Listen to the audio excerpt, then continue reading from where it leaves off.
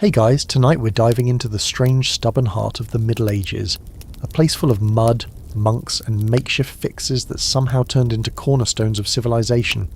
You'd think most of it would have crumbled away like bad plaster, but nope.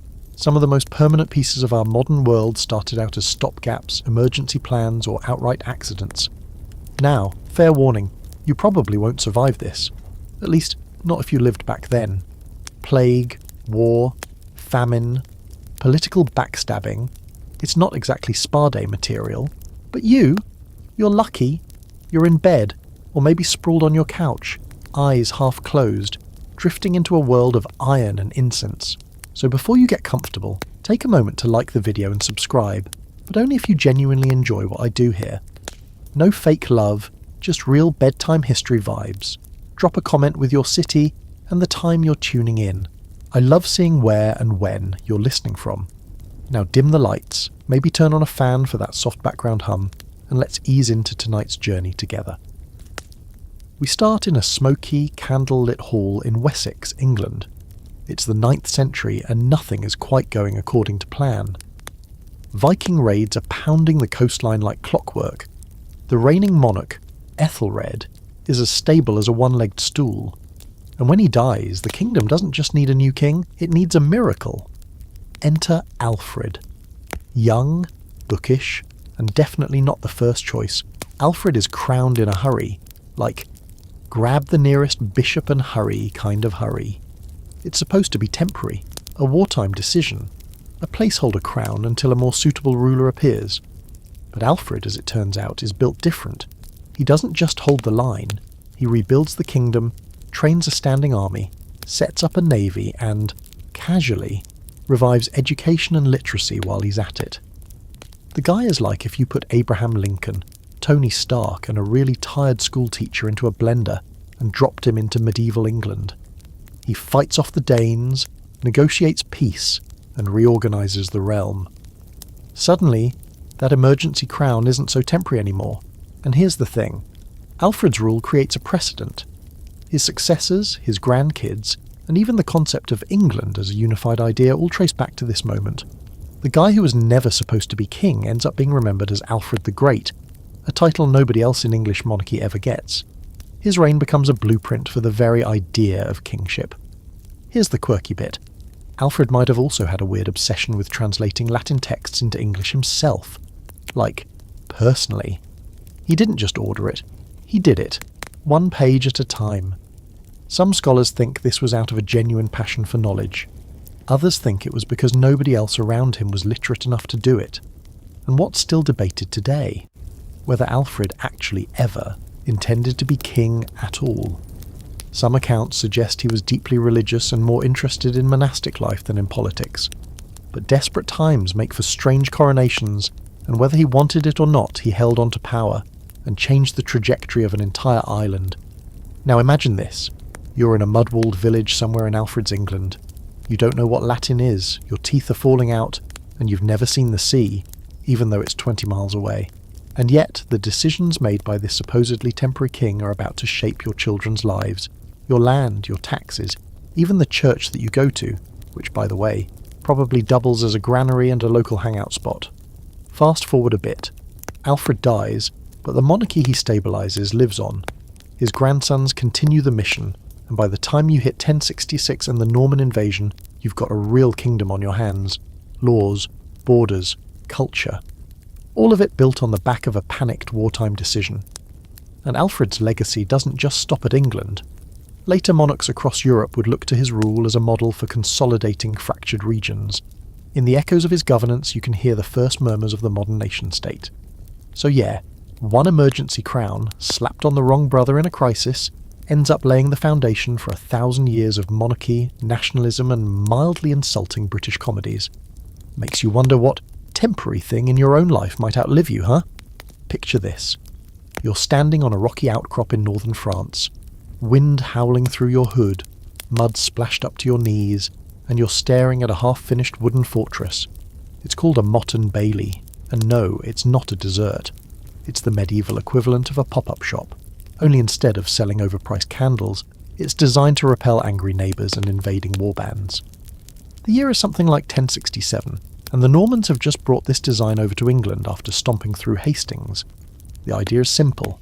Dig a mound, the motte, slap a wooden tower on top, then wrap it all in a wobbly wall and a ditch. Voila! Instant castle. And here's the key thing. It's not meant to last. These structures were stopgaps, emergency shelters to assert control over newly conquered lands. Think of them as the historical version of leaving your suitcase on the hotel bed to claim the room. The lords figured they'd build something sturdier later. Stone, maybe. Once they'd secured the area and weren't under constant threat of peasant uprisings and other lords with slightly bigger egos. But of course, later turned into decades, and decades turned into centuries. Because something funny happened. People started to like castles. Not just for the military advantage, which was obvious, but for the power they symbolised. When you roll up to a village and your house is literally on a hill, surrounded by sharpened stakes and a drawbridge, it kind of sends a message. Especially if you're the only one in the region with plumbing and a murder hole. So wood turned to stone. Defensive designs got fancier. The walls got higher, the towers rounder, and the kitchens warmer. Over time, castles evolved from battlefield control stations to full-blown estates. The transition from war pod to noble residence was gradual, like watching your gym buddy slowly become a wine snob. But it happened, and those once temporary fortifications became permanent fixtures on the landscape and in the imagination. Quirky fact time. Some castles had fake walls built inside the real ones just to confuse invaders, like a decoy maze. One wrong turn and suddenly you're in a dead-end hallway full of boiling oil. Talk about home security. The most famous of these awkward transitions was probably Windsor Castle. What began as a simple Norman fort in the 11th century is now one of the longest occupied royal residences in the world. It went from temporary lookout post to, you can see Meghan Markle get married here, with barely a pause. And it's not the only one.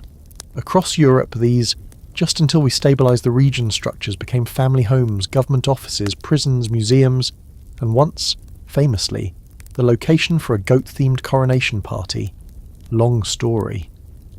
But not everyone agreed on what castles were even for. Scholars still argue over whether castles were primarily military or social institutions. Some say they were tools of feudal oppression, concrete reminders of who owned the land, the food, and, well, probably you.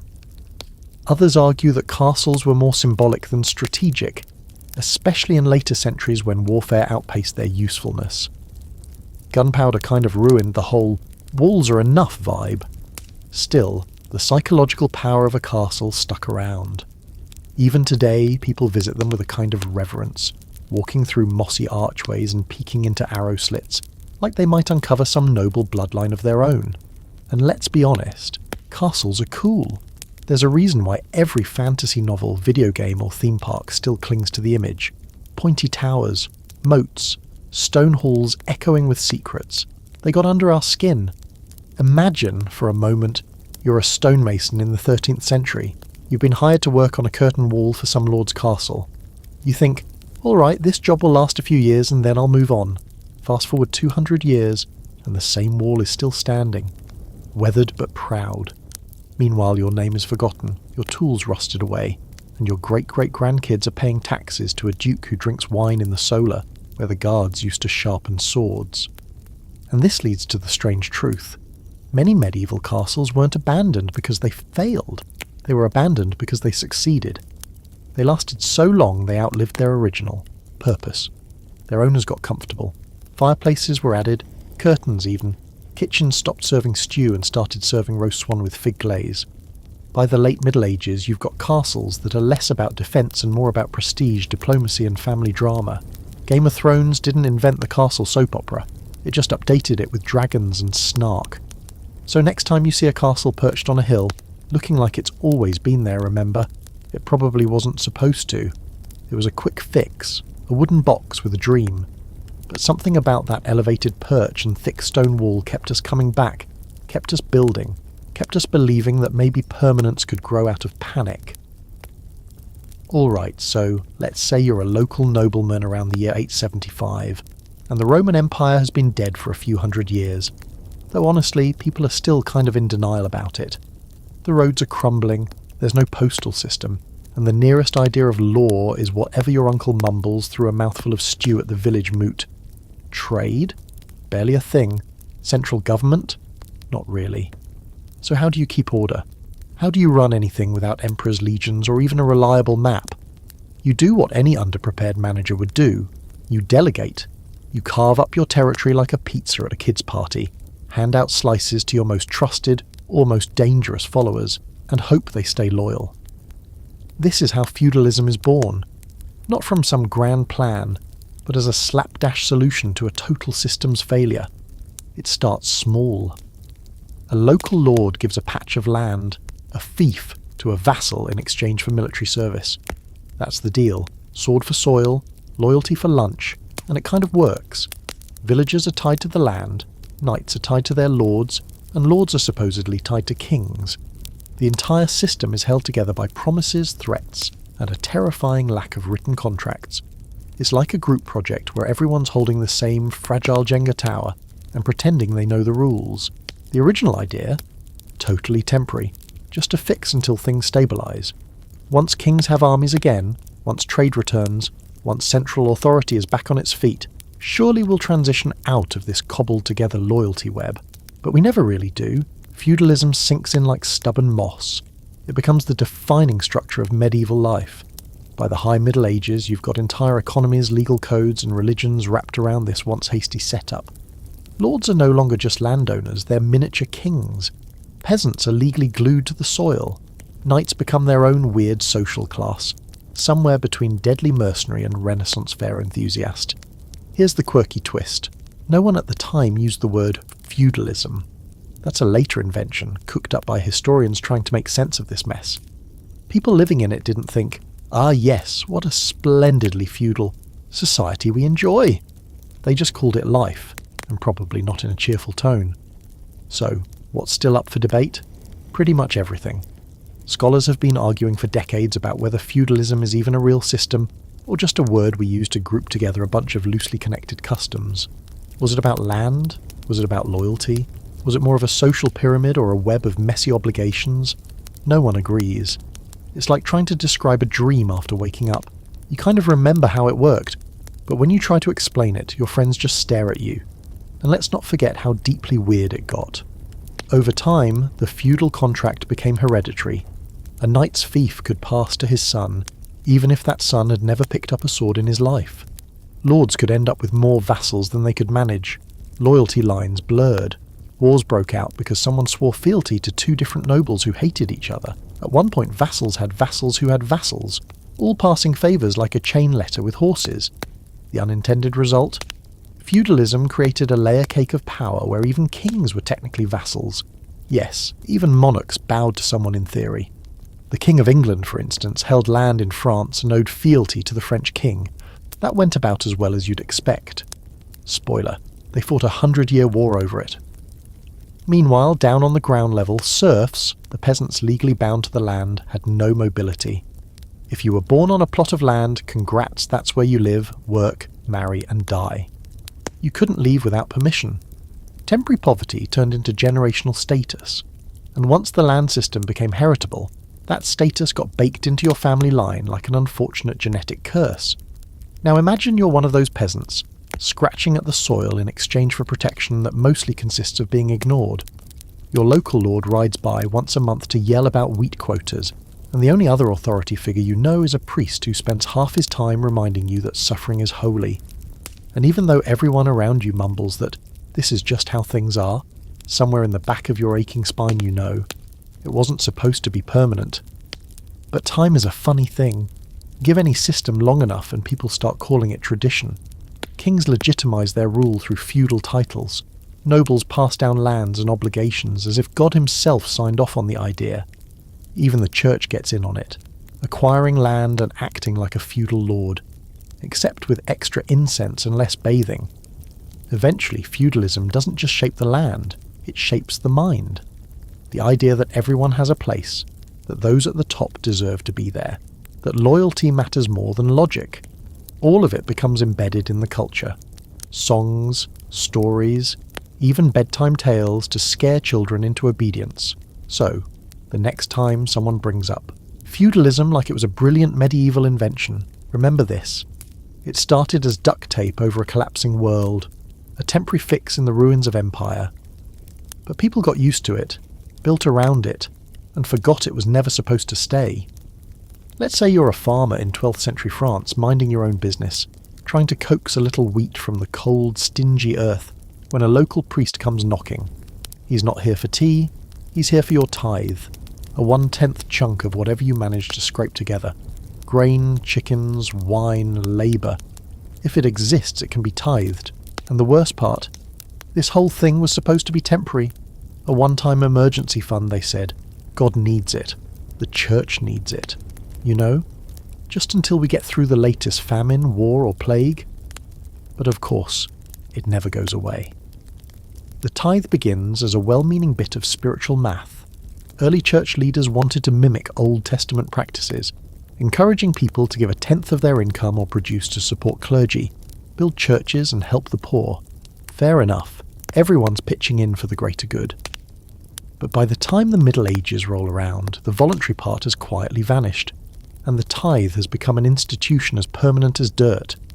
Not paying it doesn't just get you side-eye from your neighbours, it can get you excommunicated, or worse, sued in ecclesiastical court, which is like regular court but with more Latin and less mercy. Quirky side note, some places didn't just tithe produce, they tithed bees. That's right, your apiary wasn't safe either. Monasteries would collect honey as part of the tithe, sometimes even demanding a portion of wax for candles. If you thought taxes were annoying, try explaining to a church official why your bees are underperforming this season. What started as spiritual generosity turned into a sprawling system of wealth transfer, one that made the church the single largest landowner in medieval Europe.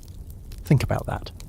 In a world where most people lived hand to mouth, the church was out here managing vast estates, collecting rents and stockpiling grain, all built on the back of a tax that was never meant to be permanent. And here's the kicker. The tithe wasn't just about money, it was about control. By collecting a piece of everyone's livelihood, the church inserted itself into daily life in a very material way. That field you're ploughing, 1 row goes to God. That cow you're raising, every 10th calf is sacred property. Even your orchard, say goodbye to a basket of apples every season. It wasn't just taxation, it was spiritual landlordship. Now, scholars still argue over just how mandatory the tithe really was in different regions. In some areas, enforcement was lax, more about guilt than punishment. In others, bishops kept detailed ledgers and sent enforcers to track down holdouts. And the rules varied wildly.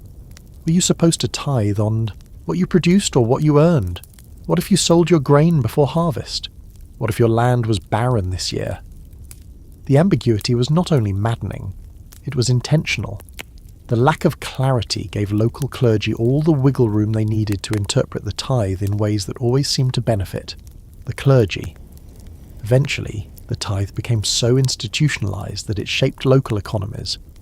Farmers planted crops not based on weather or soil, but based on which yields would sting less when tithed.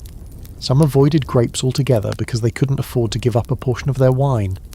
Others shifted to less tithable forms of labour, like weaving or blacksmithing, just to dodge the spiritual taxman. Imagine how strange this all would have looked to someone from, say, ancient Rome. The empire had taxes, sure, but they didn't take your sheep in the name of spiritual purity. Now, in medieval Europe, entire villages were structured around meeting tithe obligations, and priests had barns bigger than the barns of the people they were supposed to be serving. Here's where it gets even weirder. Over time, the tithe wasn't even going to local churches anymore. Wealthy abbeys and bishops started leasing the right to collect tithes to nobles or middlemen. That's right, people could buy your tithe in advance, and then collect it like landlords harvesting rent. It's like someone buying the rights to your taxes and then charging interest on top. Tithes, essentially, became financial instruments, a medieval Wall Street maneuver disguised in holy robes. And that's when resentment starts to boil. By the 14th and 15th centuries, peasants are done. They're broke, they're hungry, and they're furious that the holiest people in their world are acting more like bankers than shepherds. Tithes become a lightning rod for rebellion. During the English Peasants' Revolt in 1381, one of the first demands, burn the tithe records, burn them, all. And yet, even after revolts, reforms and revolutions, the tithe sticks around. In some places it persists well into the 19th century. That's nearly 1,000 years of what was originally meant to be a temporary spiritual donation, turning into one of the most resented obligations in European history. Now you're lying in bed, maybe wondering if the apps on your phone or the subscriptions you barely remember signing up for will someday become institutional bedrocks of society. Maybe your great-great-grandkids will still be paying for that streaming bundle that was just for the free trial. In the Middle Ages, nothing spread like fire unless it came with the scent of authority. The tithe, born of good intentions and emergency need, ended up shaping how people farmed, how they prayed, and how they rebelled. A temporary patchwork tax that stuck to civilization like candle wax on stone. Let's slide into another one of those oops that lasted forever medieval moments. This, time inside the echoing stone walls of a king's hall. Picture a long, drafty room lit by flickering torches, stuffed with nobles in itchy wool, all trying very hard not to look too ambitious or too expendable. The king sits on a slightly raised chair that's more symbolic than comfortable, looking at the dozens of expectant faces around him. He clears his throat, nods to his advisors, and then says, "So, what should I do?" This, believe it or not, is the birth of Parliament. Originally, it's nothing fancy. Kings in medieval Europe, especially in England, often called together their most powerful nobles and clergy to ask for advice, or, more often, to beg for money. These weren't elected officials. They were landowners, barons and bishops who happened to hold enough wealth and influence that the king couldn't ignore them. It wasn't about representation, it was damage control. This sort of council was meant to be ad hoc, a one-time gathering, a tool for desperate kings in need of coin to fund wars, build castles, or, say, fend off yet another rebellion because they taxed the wrong people. Once the money was raised, the council would go home. Done. Over. Temporary. But it didn't end. People started to notice something interesting. When the king had to ask for their input, that meant he wasn't all-powerful. A little leverage, a little breathing room.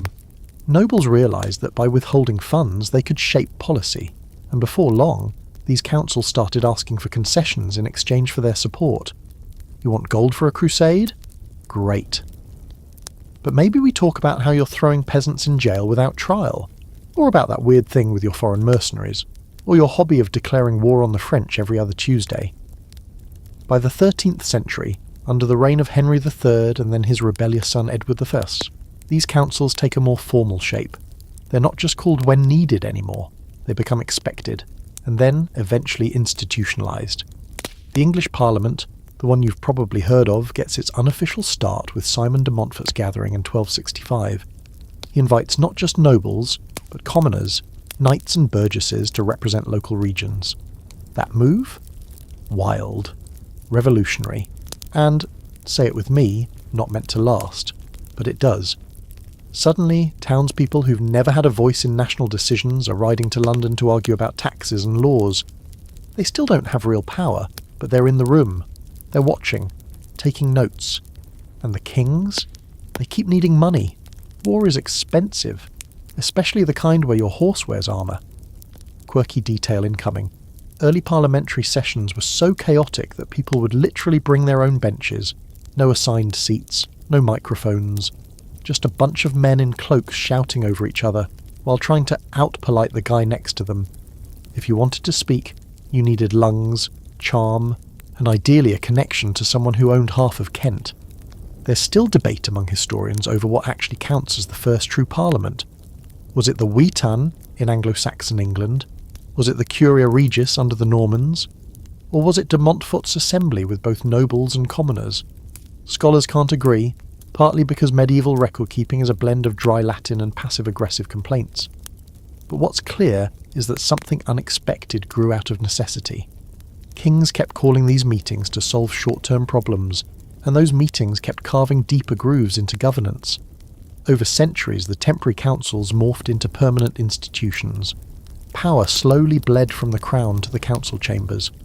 By the 14th and 15th centuries, the idea of a king in parliament becomes a standard. Monarchs now rule with parliament, not above it, at least in theory, and while kings still try to throw their weight around, looking at you, Charles X, The notion that no ruler could govern alone had become embedded in the political DNA of England and, later, other nations that took notes. And that brings us to the ultimate irony. Today's democratic structures, the ones hailed as triumphs of the people, of balance and law, can trace their roots to a series of desperate thrown-together meetings between a nervous king and a bunch of nobles who mostly wanted to protect their land taxes. Imagine you're a blacksmith in a small English village around 1300. You've never left your county, your knees crack every time you hammer out a horseshoe, and the most powerful person you've ever spoken to is the reeve who collects your lord's grain. Then one day, you hear that your neighbour, a literate knight with a decent beard, is going to London to speak on your region's behalf. You don't really know what he's going to say or if it will matter, but it feels like something is changing. Of course, it's not democracy in the modern sense. Let's not romanticise it. The early parliaments were packed with elites, and voting, if it happened at all, was tightly controlled. But the idea of it, the presence of council, of check and balance, of consultation before taxation, planted a seed. And that seed eventually grew into constitutional monarchy, legislative debate, and eventually full-scale democracy in places you'd never expect. Looking at you, New Zealand. So here's to another medieval fix that somehow never expired. A short-term council to solve a royal money crisis becomes the slow birth of parliamentary government. Not through revolution, but through repetition. Not because someone had a vision, but because kings were desperate and people were paying attention. Alright, it's time to talk about something truly weird. You're living in 12th century Europe. You've finally scraped together enough money to send your son to school. Well, not school as you'd think of it. More like a dim room, full of chanting boys and a monk who smells like pickled onions. And what's the first thing your kid has to learn? Latin. Not French, not English, not the dialect of your local village, but Latin. A language nobody actually speaks at home anymore, unless your home is a crumbling villa somewhere in the ruins of the Western Roman Empire. So why Latin? Because for some reason, one that began as a temporary patch after Rome fell, it became the default language of the educated world, and it stuck around like that one piece of wallpaper you just never get around to peeling off. The church, scholars, lawyers, doctors, they all communicated in this language that hadn't been anyone's mother tongue for centuries.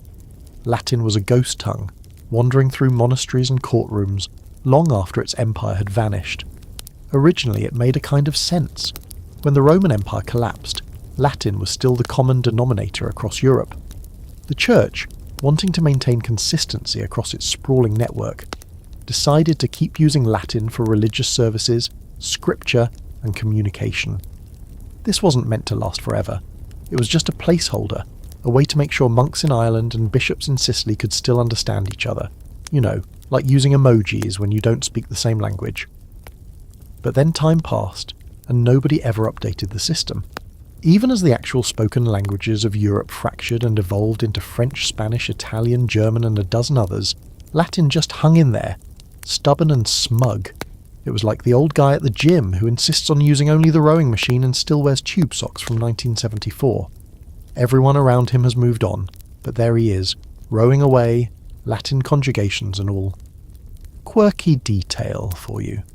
Many medieval students learned Latin by rote before they even understood what the words meant. That means kids would chant full prayers, legal phrases, even insults, without a clue what they were actually saying. A generation of accidental Latin parrots, reciting things like amo amas amat, while secretly wondering if they could just go home and become a sheep farmer instead. The church was the biggest Latin hoarder of them all. If you attended Mass anywhere in medieval Europe, you'd hear Latin, no matter what language you spoke. The priest might not even understand it fluently himself, but the rules were the rules. The Bible, Latin. Official letters from the Pope, Latin. All those long-winded sermons telling you to tithe more and sin less. Yep, also Latin. The problem?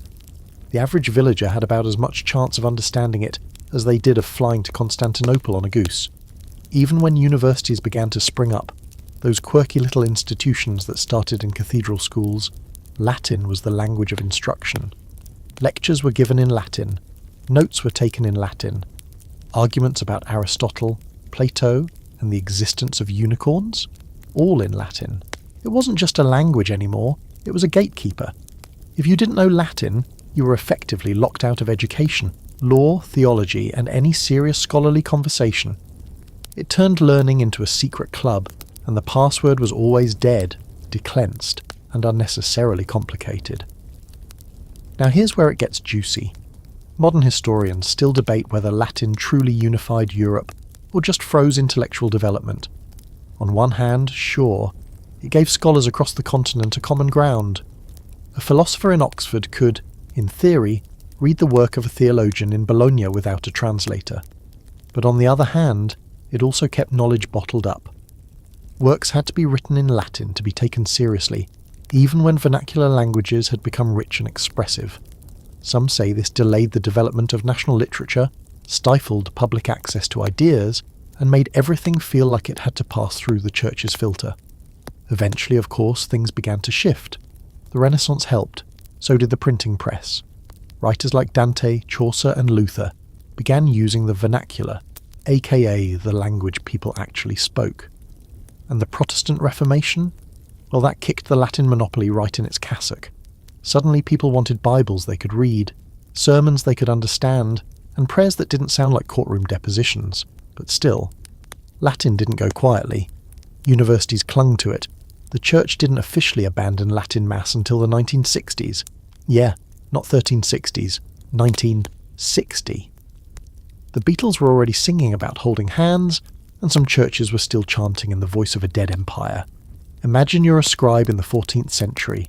You've trained for years to master Latin script. You write legal contracts that no one reads, and your fingers are permanently stained with ink. Then along comes some guy writing poetry in French, and suddenly everyone's calling it the language of the people. You want to scream, but in Latin, because it still counts more. Even now we carry Latin's fingerprints everywhere. Legal terms, medical jargon, scientific classification, Homo sapiens, habeas corpus, in vino veritas. You've probably quoted Latin without even knowing it. It's like the ghost of the Middle Ages whispering into your ears every time you walk into a law office or read the back of a medicine bottle. So next time someone tells you Latin is a dead language, you can calmly remind them that it was never supposed to live this long in the first place. It was just a placeholder, a temporary patch for a world in ruins. But like so many things medieval, it got comfortable. It unpacked its bags. It refused to leave. And now it's still squatting in our libraries, our universities, and maybe, just maybe, your bedtime history videos. All right, grab your metaphorical sword and throw on something flame retardant, because tonight we're taking a little trip to the Holy Land, or at least the medieval fantasy version of it. It's 1096, and Pope Urban II has just delivered one of the most effective hype speeches in history. He's at Clermont, surrounded by knights who haven't been paid in years, peasants itching for something better than another famine, and nobles with more sons than inheritances. Urban raises his voice, invokes God, and boom! The First Crusade is born. Now here's the kicker. This was supposed to be a one-time thing, a holy pilgrimage, just with more stabbing. Urban's pitch was simple. Go to Jerusalem, take it back from the Muslims who'd held it for centuries, and cleanse your sins along the way. Die? Straight ticket to heaven. Live? Potentially get rich, gain land, and come home a war hero. Either way, you win. It was like a divine Groupon for salvation. What could go wrong? Everything, basically. The First Crusade is a wild ragtag march of disorganized zealots, starving peasants, opportunistic nobles, and a few actual trained knights.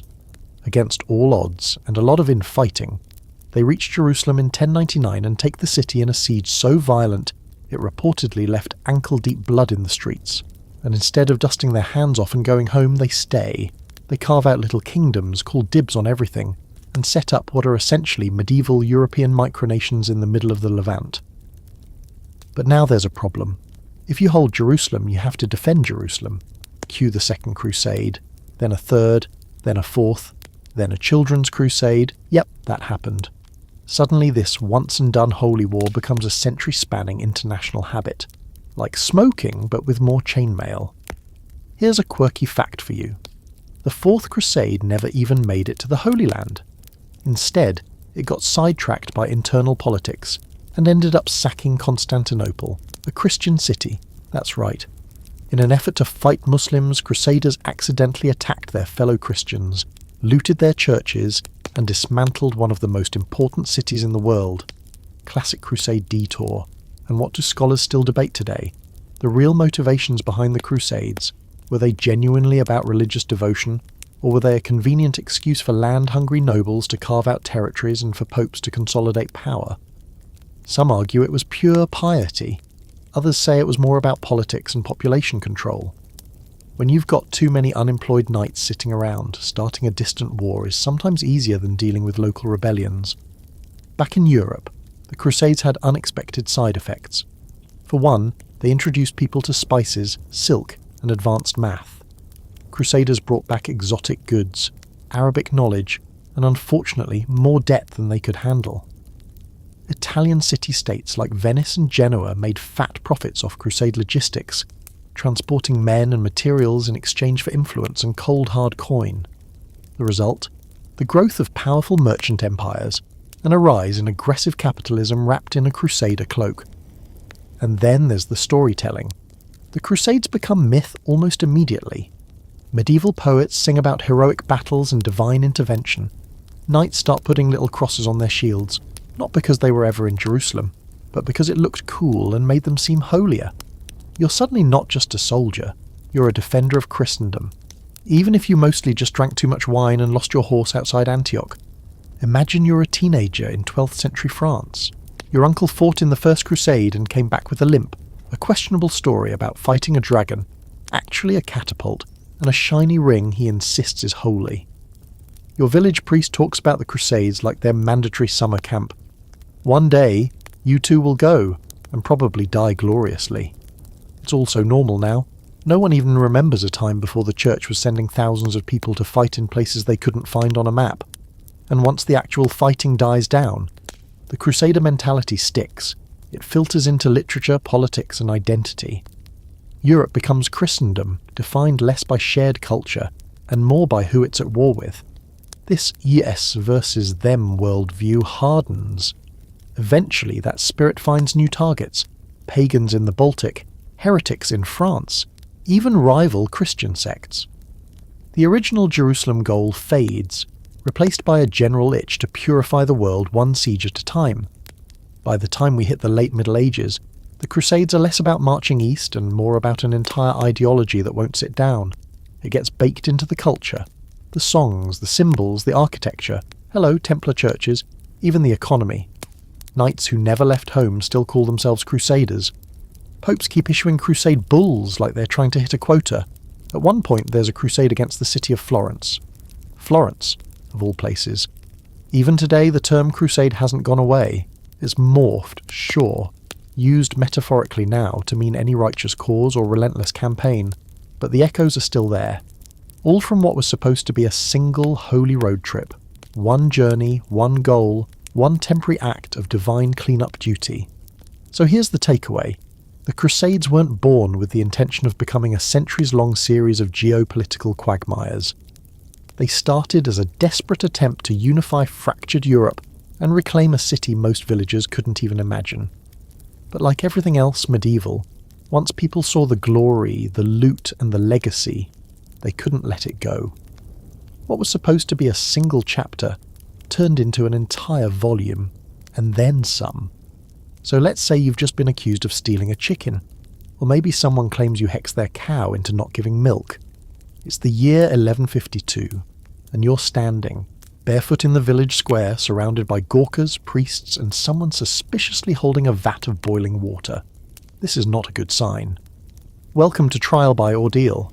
A legal system so bizarre, so drenched in superstition and sweat, it could only have come from a world where divine judgment was expected to literally burn the truth into your flesh. And the best part? This whole mess was originally supposed to be temporary, just a placeholder until the legal system got its act together. But surprise, it stuck around for centuries. Here's how it worked. When evidence was scarce, and let's be honest, medieval evidence gathering was basically one guy shouting, "He did it," you'd be asked to prove your innocence by undergoing a physical test. There were three main flavours of ordeal. Ordeal by fire, ordeal by water, and for those feeling particularly medieval, ordeal by combat. Fire usually meant sticking your hand into a pot of boiling water to retrieve an object, like a ring or a stone. You were then bandaged up, and a priest would check the wound a few days later. If it healed cleanly, you were innocent. If it got infected, which, let's be real, it always did, you were guilty. Water was even better. You'd be bound and thrown into a river. If you floated, it meant the water had rejected you. Guilty. If you sank, congrats. You were innocent, though also probably dead. Now here's the quirky bit. This whole practice was framed as letting God make the decision. People weren't being judged by kings or juries. They were, in theory, standing before the Almighty himself. The priest would say a few words and boom, you're playing hot potato with your eternal soul.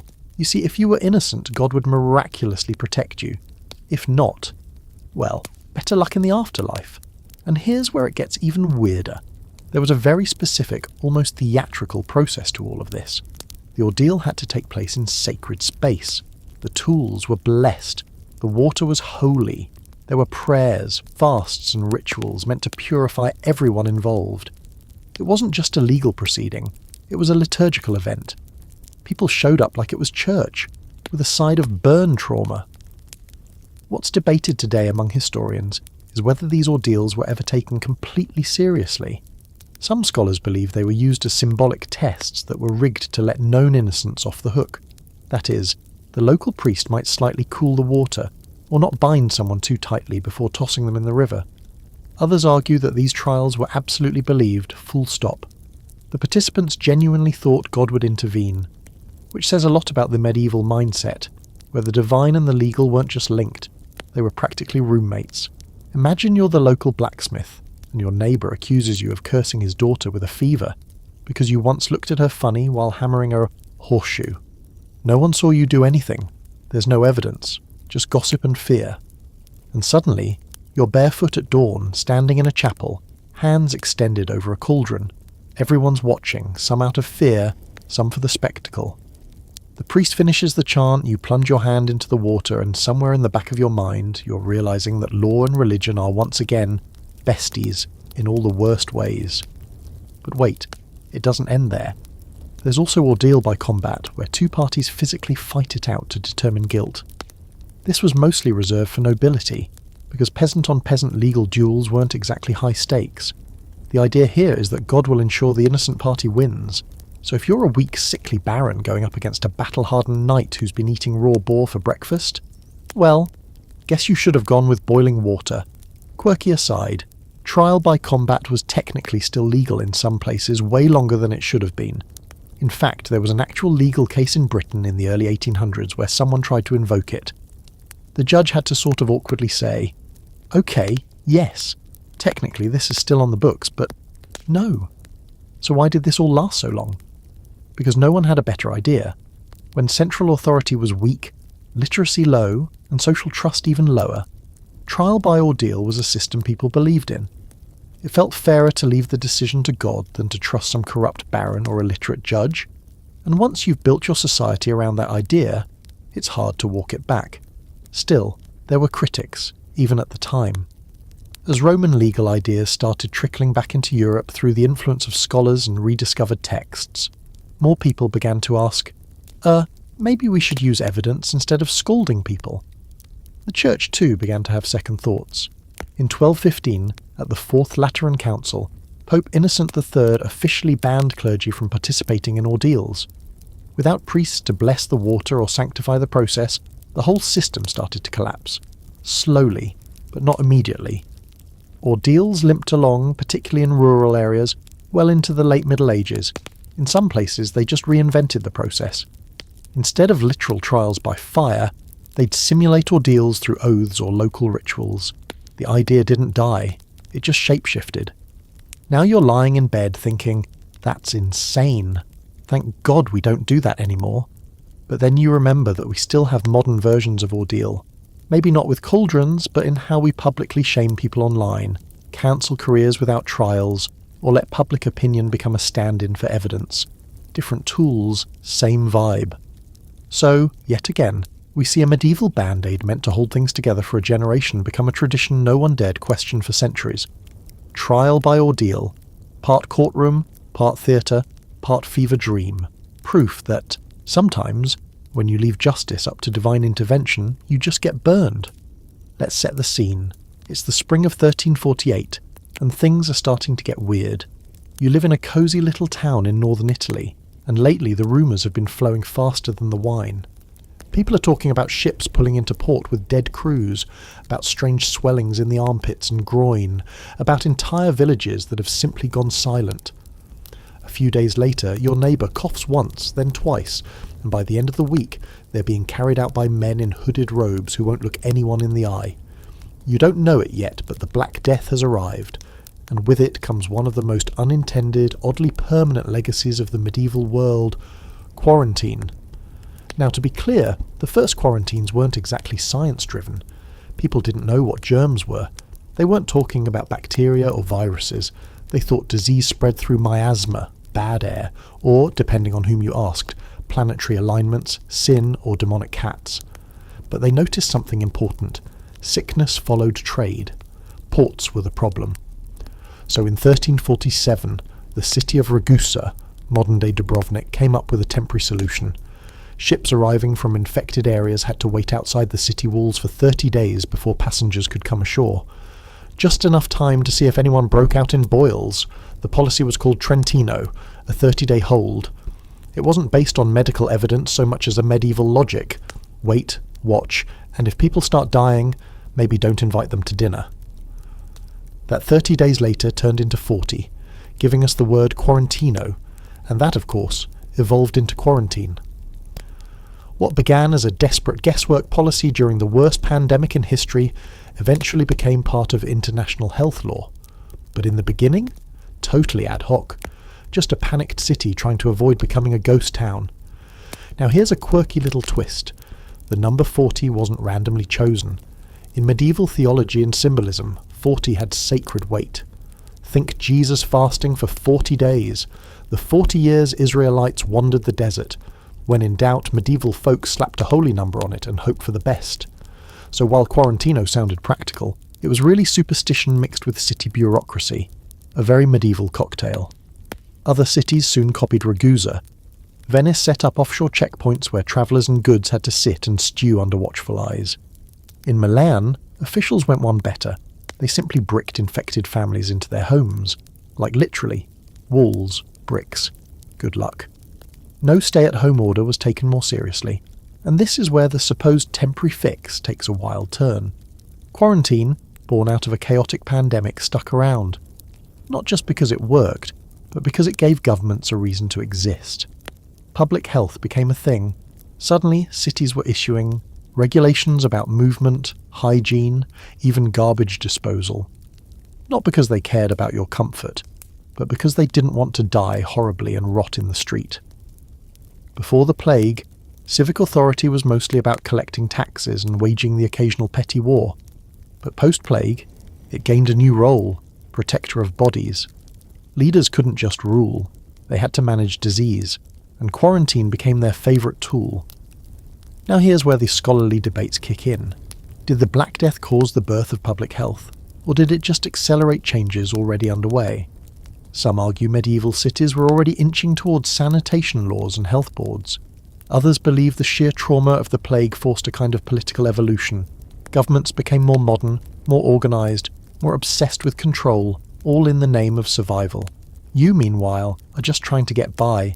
It's been months since the first deaths. Your street is quieter now. No carts pass by. The market is closed. The priest gives sermons from behind a screen, and you haven't touched another human being in weeks. There's no concept of flattening the curve, but the mood is the same. Stay away, stay quiet, and maybe you'll live. Over time, quarantine becomes institutionalized. Temporary plague measures turn into permanent offices. Cities start hiring plague doctors. You know the ones, with the beaked masks and the terrifying leather robes. Again, not based on modern science. They thought the beaks, stuffed with herbs, would purify the air and keep them safe. Spoiler, it didn't work. But the idea that society could designate people to manage disease was revolutionary. And this policy didn't just impact Europe. Mediterranean trade networks spread both disease and ideas. Islamic cities, with more advanced medical knowledge, had their own systems of isolation. In places like Cairo or Damascus, temporary lazarettos, quarantine hospitals, became permanent structures. Once a city built a quarantine facility, it rarely tore it down. Why would it? There was always another outbreak lurking around the corner. Fast forward to later centuries, and you'll see quarantine becoming international policy. During the 17th and 18th centuries, countries created maritime health codes. They established quarantine islands and entire bureaucracies around health inspection. And then, in the 19th and 20th centuries, the same logic came roaring back with cholera, yellow fever, and yes, the flu. Every time a new pandemic hit, governments didn't invent new systems from scratch. They dusted off old medieval protocols. In a way, the Black Death did what centuries of preaching couldn't. It made people think collectively. Your health was tied to your neighbours. Disease didn't respect class or wealth. The king could die just as fast as the stable boy. So everyone started thinking about prevention. A radical shift for an era more comfortable, reacting with prayer and bloodletting. But, like everything that gets normalised, quarantine also had its dark side. In the centuries that followed, isolation became a tool not just for health, but for control. Authorities could lock up the poor, the foreign, the inconvenient, all under the banner of public safety. Fear became power, and once you create a structure designed to monitor and restrict people, there's always someone willing to use it beyond its original purpose. So there it is. Quarantine. A desperate invention during humanity's darkest hours, born out of fear and ignorance, wrapped in sacred numbers and civic panic. It wasn't supposed to last. It wasn't even supposed to work. But it became one of the most enduring tools in the medieval survival toolkit, and we're still living with its legacy today. Not bad for a policy based on the logic of, let's just wait 40 days and see what happens. Imagine you're the second son of a minor noble in 12th century Burgundy. Your older brother is set to inherit the family estate, the castle, the title, and the hunting dogs. You, on the other hand, get a horse, a rusty sword, and maybe a bishopric if your family knows the right people. Welcome to the beautiful disaster of primogeniture, a medieval inheritance rule that was supposed to make things simpler, but ended up shaping Europe for centuries in all the worst and weirdest ways. Primogeniture, in case you're unfamiliar with the term that ruined thousands of sibling relationships, is the system where the firstborn son inherits everything. Not just the land or the title, but everything. This wasn't always the case. Earlier Germanic and Celtic traditions often split inheritance among all sons, sometimes even daughters, but that made for a lot of little pieces of land, too many rival castles, and roughly one rebellion per generation. So somewhere along the line, around the 11th century, lords and kings decided to tidy things up. Just give it all to the firstborn, keep estates intact, reduce the number of power struggles, and avoid having your kids stab each other in the garden. Sounds practical, right? It was a temporary fix, a nice neat solution to messy succession and fracturing family estates. Except, you guessed it, it never went away. At first, it did seem to help. Estates stayed large, castles didn't get split in half, armies stayed under unified control. But then everyone realised this rule created a massive surplus of landless, angry, ambitious sons. Thousands of second, third and fifth-born boys with no real prospects, no land, and way too much training in swordsmanship and bad poetry. So what did they do? They joined the church, or became knights errant, or worse, they went rogue. And when the Crusades rolled around, guess who signed up in droves? Yep, the landless sons of Europe, itching to carve out kingdoms in the Levant because Uncle Jeff got the good manor. Here's a quirky fact. This surplus of aristocratic losers directly fueled the knightly class in literature. All those stories of wandering knights looking for honour and dragons, they're basically rich kids with no inheritance trying to build a reputation from scratch. Sir Lancelot? Definitely a second son. Sir Gawain? Maybe a third. These guys weren't just fighting for honour, they were fighting for relevance. And while the original intention of primogeniture was to create political stability, what it actually created was a system where land, power and privilege became ridiculously concentrated, generation after generation. You think the 1% today is bad? Try being a 14th century peasant whose great-grandfather tilled the same land that's still owned by the same family because no one ever divided it. Now, scholars still bicker about whether primogeniture was the best option, or just the one with the fewest civil wars. Some argue that without it, Europe might have ended up like the Balkans, endlessly fragmented. Others point out that countries with primogeniture, like England and France, still had plenty of rebellions. So maybe the whole avoid the drama argument was just a fantasy, like most things involving royalty. Let's talk about what it felt like to live under this system. You're the fourth son of a knight. You grow up watching your older brother get trained by the best tutors, while you get told to shut up and pray. He learns politics, falconry, and how to host a feast. You learn how to count church candles and kneel properly. When your father dies, the entire estate goes to him. You're expected to find a patron, take holy orders, or possibly marry someone with more land than teeth. It's like your birth order is a permanent job assignment you never applied for. And it wasn't just hard on sons. Daughters fared even worse. In most cases, they were married off as part of alliance deals or shoved into convents, often with hefty dowries that drained family coffers. Under primogeniture, women were mostly used to secure property through marriage, not inherit it themselves. It was a system designed to exclude, not to share. Now, here's where it gets ironic. The very system that was meant to simplify succession ended up creating some of the bloodiest disputes in medieval history. Why? Because firstborn sons don't always live long, or have sons of their own, or in some glorious cases are completely incompetent. And when the heir dies or fails, the question becomes, who's next? A younger brother? A cousin? The wife? The wife's cousin's husband's nephew? Q wars? Lots of them. Ever heard of the 100 Years' War? At its core, that mess kicked off because of a dispute over inheritance and primogeniture. Edward III of England believed he had a legitimate claim to the French throne through his mother's line. The French disagreed. Boom. A century of on-and-off war, thousands of deaths, and more arrows fired than in all of Robin Hood's, fantasies combined. Another juicy example, the Wars of the Roses. Two branches of the royal Plantagenet family, York and Lancaster, both claimed the English crown based on slightly different interpretations of who had the better hereditary claim. The result? A decades-long civil war that ended with a new dynasty and a lot of dead cousins. Primogeniture didn't prevent bloodshed, it just focused it, made sure the conflicts were high stakes, family-centred, and totally dramatic. Eventually, some places started to back off. In parts of Europe, especially by the early modern period, alternate systems like partable inheritance, splitting the estate among children, or even ultimogeniture, giving it to the youngest, started gaining ground. But primogeniture stayed stubbornly embedded in aristocratic and royal circles.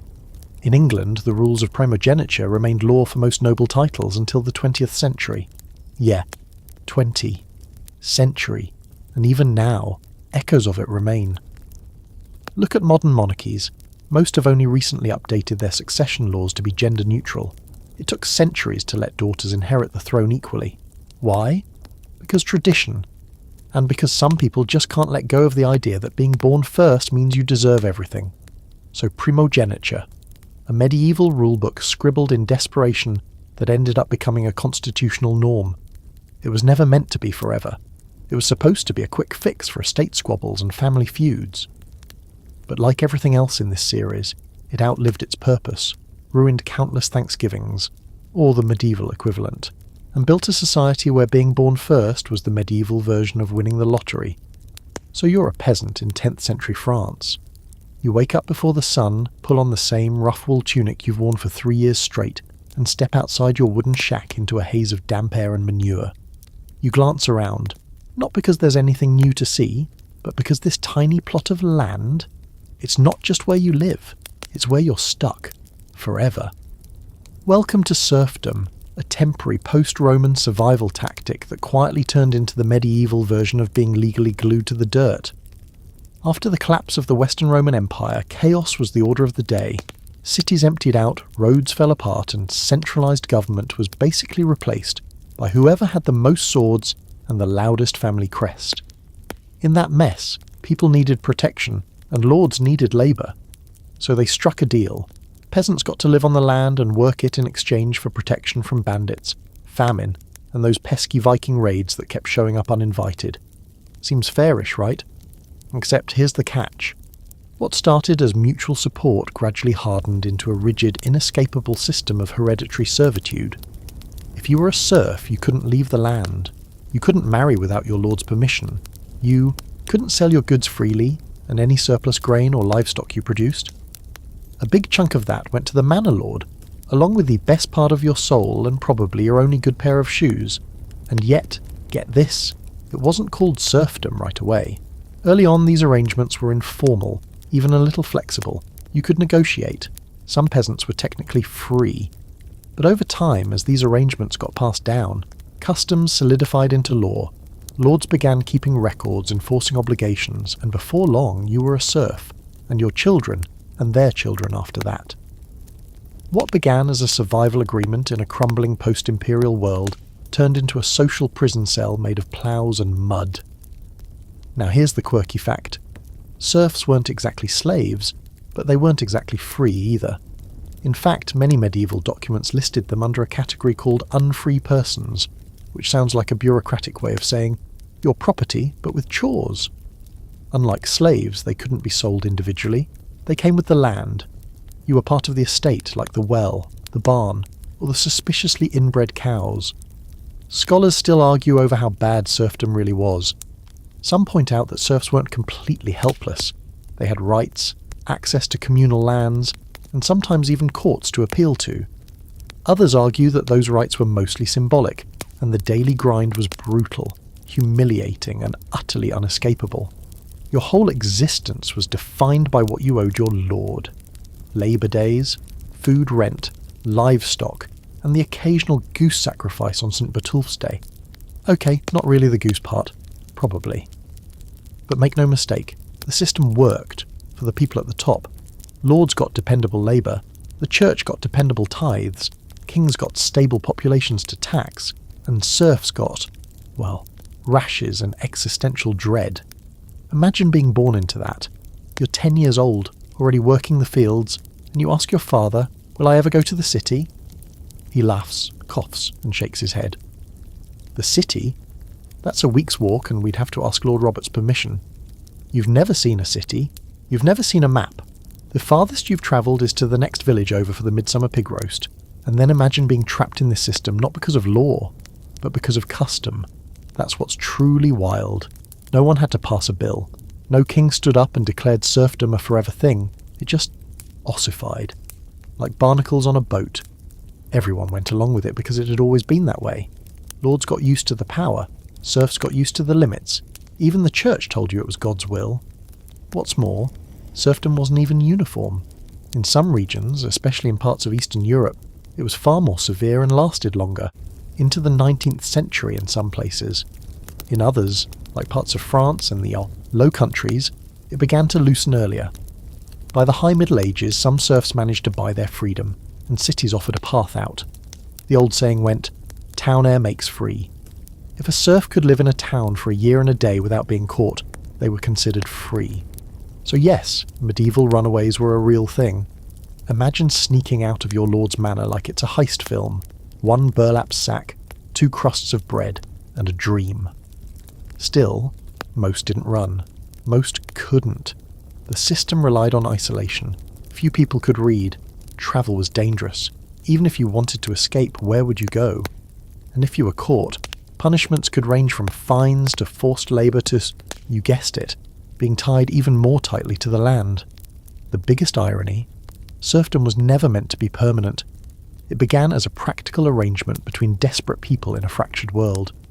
But no one set an expiration date, and once something gives the powerful power, it rarely gets voluntarily dismantled. Even when things did start to change, thanks to events like the Black Death, which wiped out so many people that labour suddenly became valuable, the system dragged on.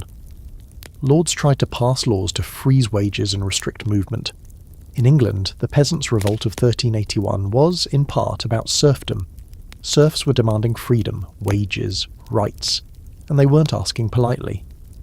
Eventually serfdom did fade, slowly, unevenly, and mostly because the economics stopped working. But its shadow lingered. The idea that people could be legally stuck where they were born, defined by class, labour and birth order, that persisted long after the title serf vanished from the scrolls. So the next time you're stuck in traffic or on hold with customer service, just remember, at least you're not legally bound to a cabbage patch for life because of a centuries-old temporary agreement no one remembered to cancel. Let's play a little word game. I say Holy Roman Empire and you think, what? A vast shining empire of pious order and Roman-style governance? Maybe something with golden eagles and grand senatorial robes? Yeah, no. The joke that never dies, credited to Voltaire but probably muttered by half of Europe at some point, is that the Holy Roman Empire was neither holy, nor Roman, nor an empire. It was basically the medieval version of your group project partner who shows up halfway through, says they're coordinating, and somehow ends up with their name on the final report. But here's what's wild. It wasn't even supposed to last. The Holy Roman Empire started as a temporary solution to a royal identity crisis. Charlemagne had revived the imperial title in 800 AD to bring some legitimacy to his rule, stitch together Europe's fraying seams, and give the Pope a reason to stay on his good side. But Charlemagne dies, his grandsons split the territory like a cake at a bitter family reunion, and the whole empire idea sort of collapses. And then, more than 100 years later, a guy named Otto dusts off the imperial crown and says, hey, let's try this again. In 962, the Pope crowns him emperor, hoping to recreate the glory days of Rome, but, with more bishops and way fewer aqueducts. This time it's meant to be symbolic, a sign of Christian unity in a messy world full of warlords and squabbling kingdoms. It wasn't intended to create a sprawling megastructure that would stagger along for nearly 1,000 years, but it did. And what was the Holy Roman Empire exactly? A hot mess. A glorious patchwork of duchies, bishoprics, free cities, and weird little principalities like Saxe-Weimar and the Electorate of the Palatinate. If that sounds like a lot of syllables with very little meaning, that's because it was. Think of the empire as the world's most dysfunctional family reunion. Everyone's technically related. Nobody agrees on who's in charge, and there's always an argument over the inheritance. Here's a quirky bit. The emperor wasn't automatically inherited. He was elected. By a group of prince-electors, which included powerful secular and religious leaders. That means the Holy Roman Emperor was kind of like a monarch with a really hostile board of directors. You needed to campaign, kiss rings, bribe people, and still expect betrayal the second you tried to pass a tax. So what kept this sprawling, barely governable entity alive? Two things: prestige and momentum. Being Emperor of the Romans still carried weight. It connected you to the idea of Rome, the Rome, even if you ruled from a drafty castle in Saxony with no plumbing. It was a useful title, it sounded cool on treaties, and as long as the emperor didn't try to actually control too much, everyone played along. But let's talk about how hilariously fragile it was. The empire had no permanent capital, no standing army, no real bureaucracy. At times, the emperor couldn't even travel safely through his own territory without negotiating passage. And yet, somehow, this rickety political Frankenstein kept stumbling forward, century after century, because no one had the guts, or the power to unplug it. Now scholars still debate whether the Holy Roman Empire was a failure, a proto-European union, or just the world's most ambitious real estate scam. Some argue it preserved cultural unity in a fractured time. Others say it slowed progress, blocked centralisation, and helped breed centuries of infighting. Honestly, it's both. It was a mess and a miracle, like a medieval Jenga tower that never quite fell. Imagine you're a merchant in a free imperial city like Nuremberg. You technically live inside the empire, but your city runs itself. You pay taxes to the emperor, sort of, but also to your local council. You mint your own coins. You host fairs that attract people from all over Europe. When the emperor sends orders, you nod politely, then do whatever your city's guilds decide is more profitable. It's less imperial authority and more imperial suggestion box. Meanwhile, the church plays puppet master. The Pope loved the empire when emperors were humble and devout. But if they got too confident, boom! Excommunication.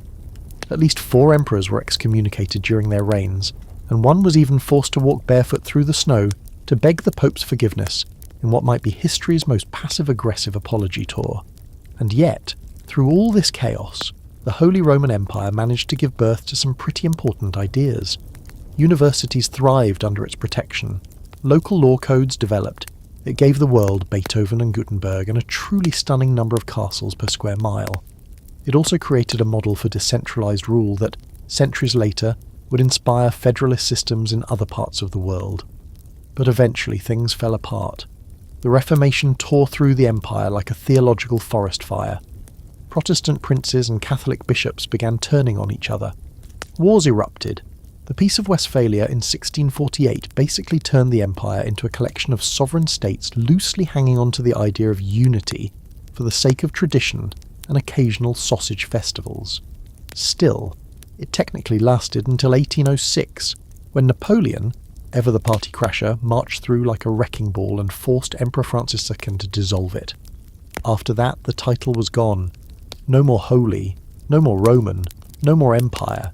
Just 1,000 tiny German states left blinking in the sunlight. But the memory? That stuck. Even today, echoes of the Holy Roman Empire linger in Germany's federal structure, in Austria's weird obsession with titles, and in the deep historical memory of Europe's uneasy balance between unity and sovereignty. So here it is again. Something that was supposed to be temporary, an imperial revival to satisfy a pope and secure a throne, turns into one of the most absurdly durable political entities in history.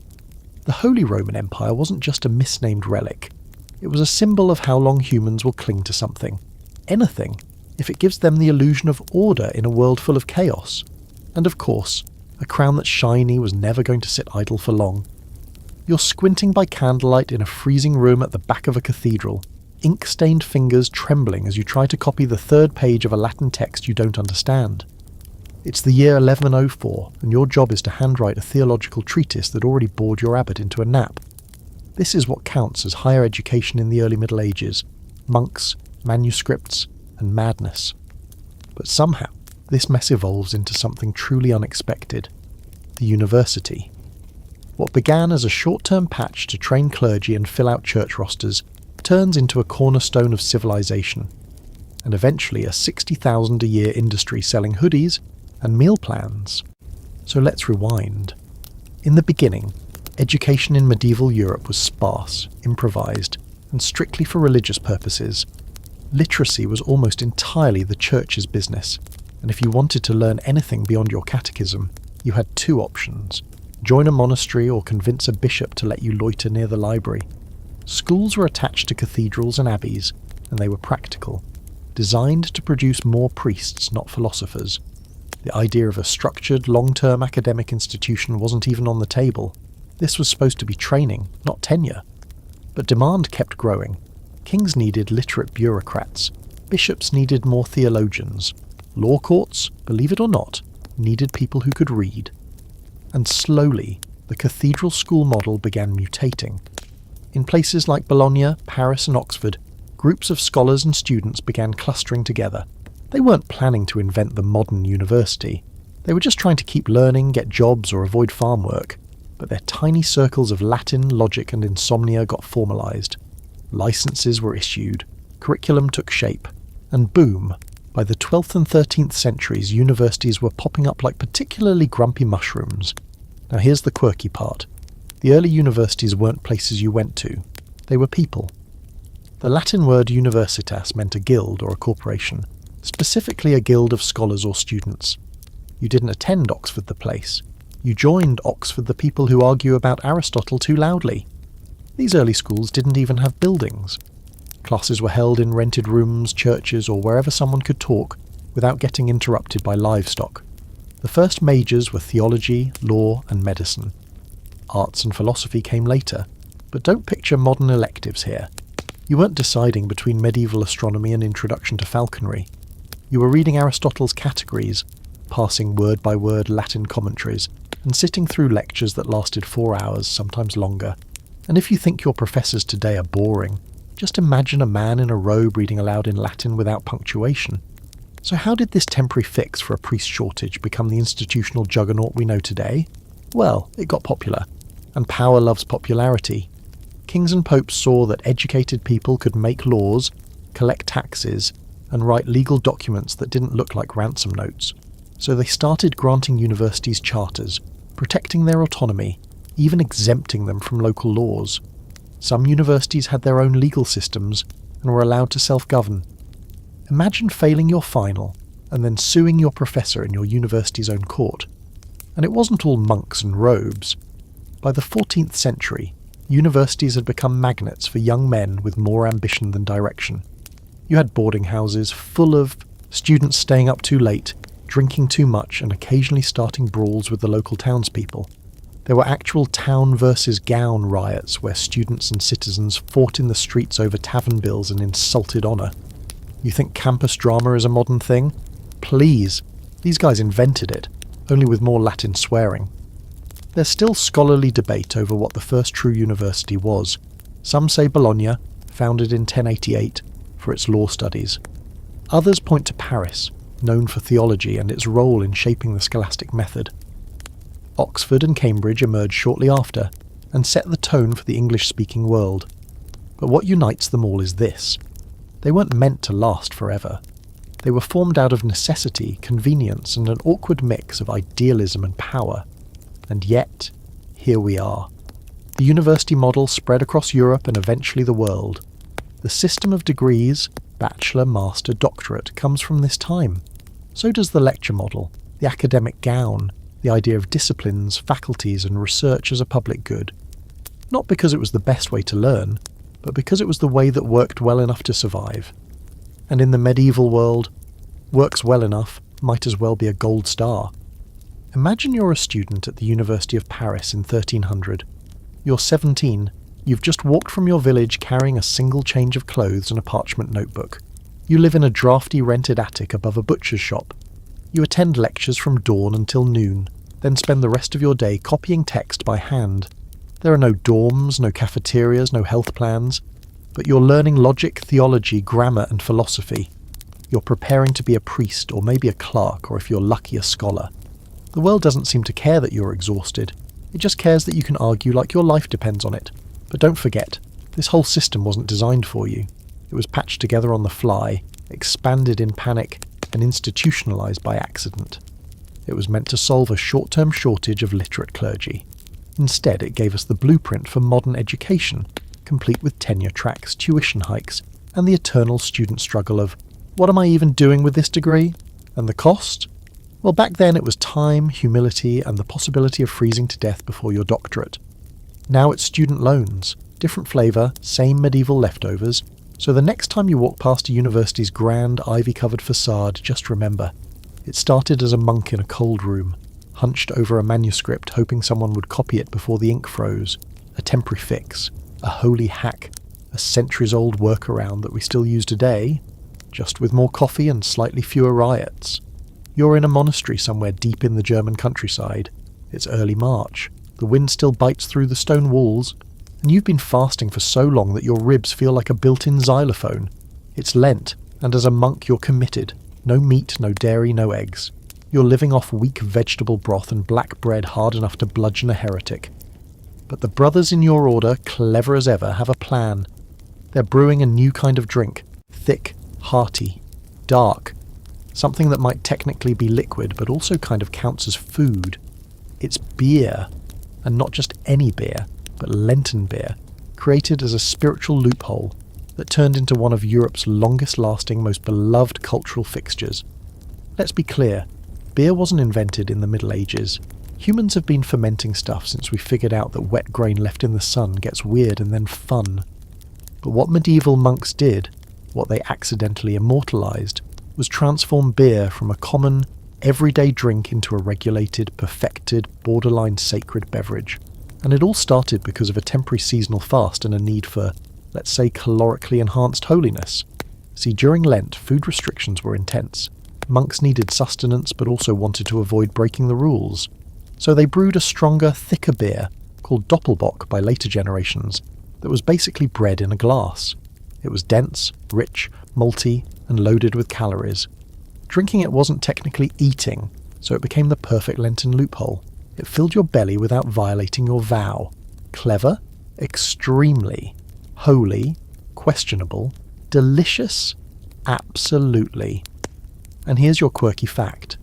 According to legend, monks believed that if the beer tasted too good, it might be spiritually suspicious. So before making it a staple of their Lent diet, they reportedly sent a barrel of the stuff to the Pope in Rome for approval. But by the time it got there, after weeks sloshing in the sun across the Alps, it had gone sour. The Pope tasted the bitter sludge and was like, well, if this is what they're drinking, it's basically punishment. Approved. Which is how monastic beer got the blessing of the papacy, at least according to the story. Whether that tale is true or just beer-fueled folklore is still up for debate. But what's not in doubt is how widespread and enduring this monk-brewed beer became. What started as a seasonal workaround turned into a full-time industry. Monasteries became some of the best brewers in Europe, refining recipes, innovating with hops, improving sanitation, and of course, drinking the profits. Over time, their beer became a key source of income. Monks sold it to travellers, villagers, even other clergy. They built beer halls and storage cellars. Some monasteries grew rich, not from donations or relics, but from their brewery taps. Imagine being a weary pilgrim in the 14th century. You stop at a Benedictine abbey for shelter. You expect a bed of straw and a crust of bread, but instead, you're handed a foaming mug of thick, dark beer, served by a serene man in a robe who probably spent the morning chanting psalms and the afternoon perfecting his malt blend. It's one of those surreal, only in the Middle Ages moments. Religion and alcohol joining hands under the guise of virtue. Of course, the rest of society caught on. By the late medieval period, beer had evolved from a humble peasant drink into a refined beverage with social and regional significance. Different towns had their own recipes, guilds were formed, laws were written, and guess what? A lot of this standardization traces back to the monks, who had the resources, the time, and the scribal talent to write down and preserve their brewing methods. There's still debate among historians over how much these monastic brewing traditions shaped modern beer, versus how much credit belongs to secular brewers who came later. But the records are clear. Medieval monasteries, especially in places like Bavaria and Flanders, were crucial to the development of beer as both a science and an art. And then there's the Reinheitsgebot, the famous German beer purity law passed in 1516. While technically post-medieval, it's deeply rooted in those earlier monastic traditions. It stated that beer could only be made from 3 ingredients: water, barley, and hops. Yeast wasn't included because no one understood how fermentation actually worked. They just assumed it happened if you prayed hard enough. The goal? To protect a beer quality and avoid weird additives like soot, wood bark, or, disturbingly, chicken feathers. And while the Reinheitsgebot gets the spotlight, the groundwork was laid centuries earlier by monks obsessing over their Lent-friendly brews. Even after the monastic brewing monopoly began to wane, thanks to Reformation iconoclasm and good old-fashioned secular capitalism, many monastic breweries survived. Some are still operational today. In fact, some of the best beer in the world comes from Trappist monasteries, brewed using centuries-old recipes and sold to fund charitable work. So yes, in a way, buying a Belgian triple is doing God's work. Sort of. But the real legacy, the idea that beer could be more than just a drink, that it could be an act of devotion, a craft, a trade, even a way to bend the rules without technically breaking them, all because a group of starving monks committed to their fast decided they weren't going to let hunger ruin their holiness, or their day. So next time you're sipping a cold one, think of the medieval monastery where someone squinted into a bubbling cauldron, scratched their chin and thought, well, if we can't eat, maybe we can drink our way through this season. A temporary loophole turned eternal tradition, fermented through time, faith, and just a little bit of rebellion. You're on horseback, armour creaking, sunlight glinting off your polished helmet, and the crowd gathered along the muddy road erupts into cheers as you ride past. You nod, regally, because of course you do, and your horse, who has no clue what's going on, prances like he's just invented chivalry.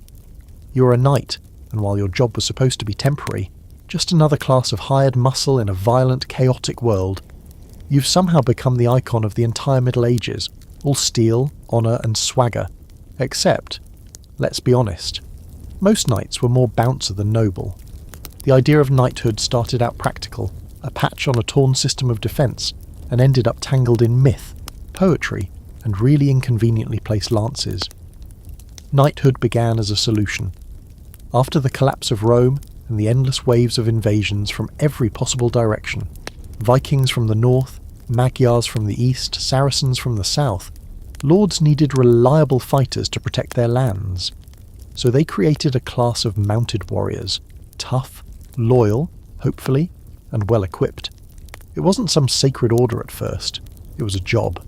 You swore to defend your lord, got a horse, a sword, and enough chainmail to drown in. Boom, knight. It was transactional, not transcendent. These guys were paid, sometimes in land, sometimes in loot. They were walking contracts with swords, the code of chivalry. That came later. At first, if you were strong, rich enough to afford armour, and ready to bash skulls in on command, congratulations, you were knight material. It didn't matter if you could read or knew which fork to use at dinner. You didn't even need a last name. But then, as with most things in the Middle Ages, image overtook function. By the 12th century, knighthood had started to evolve, or rather, inflate. The church realised these well-armed horsemen were a bit of a problem. Knights were prone to robbing monasteries, extorting peasants, and fighting each other for fun, so the church tried to rein them in by inventing ideals, enter the peace of God and truce of God movements, which forbade knights from attacking clergy, peasants, or fighting on Sundays. Did it work? Not really. But it planted the seed of a different idea. Maybe knights should be noble in behaviour, not just birth. Add in a few troubadours, a handful of poets, and some courtly love drama, and suddenly the knight becomes a romantic figure. Not just a thug on a horse, but a hero. Think Lancelot, Gawain, Roland. They weren't real, but boy did people want to believe in them. Knights were now supposed to defend the weak, uphold justice, and crucially pine endlessly for unattainable noblewomen while writing awkward poems about their eyes. The quirky fact here, most of the knights who were romanticised in literature were dead by the time their stories were told.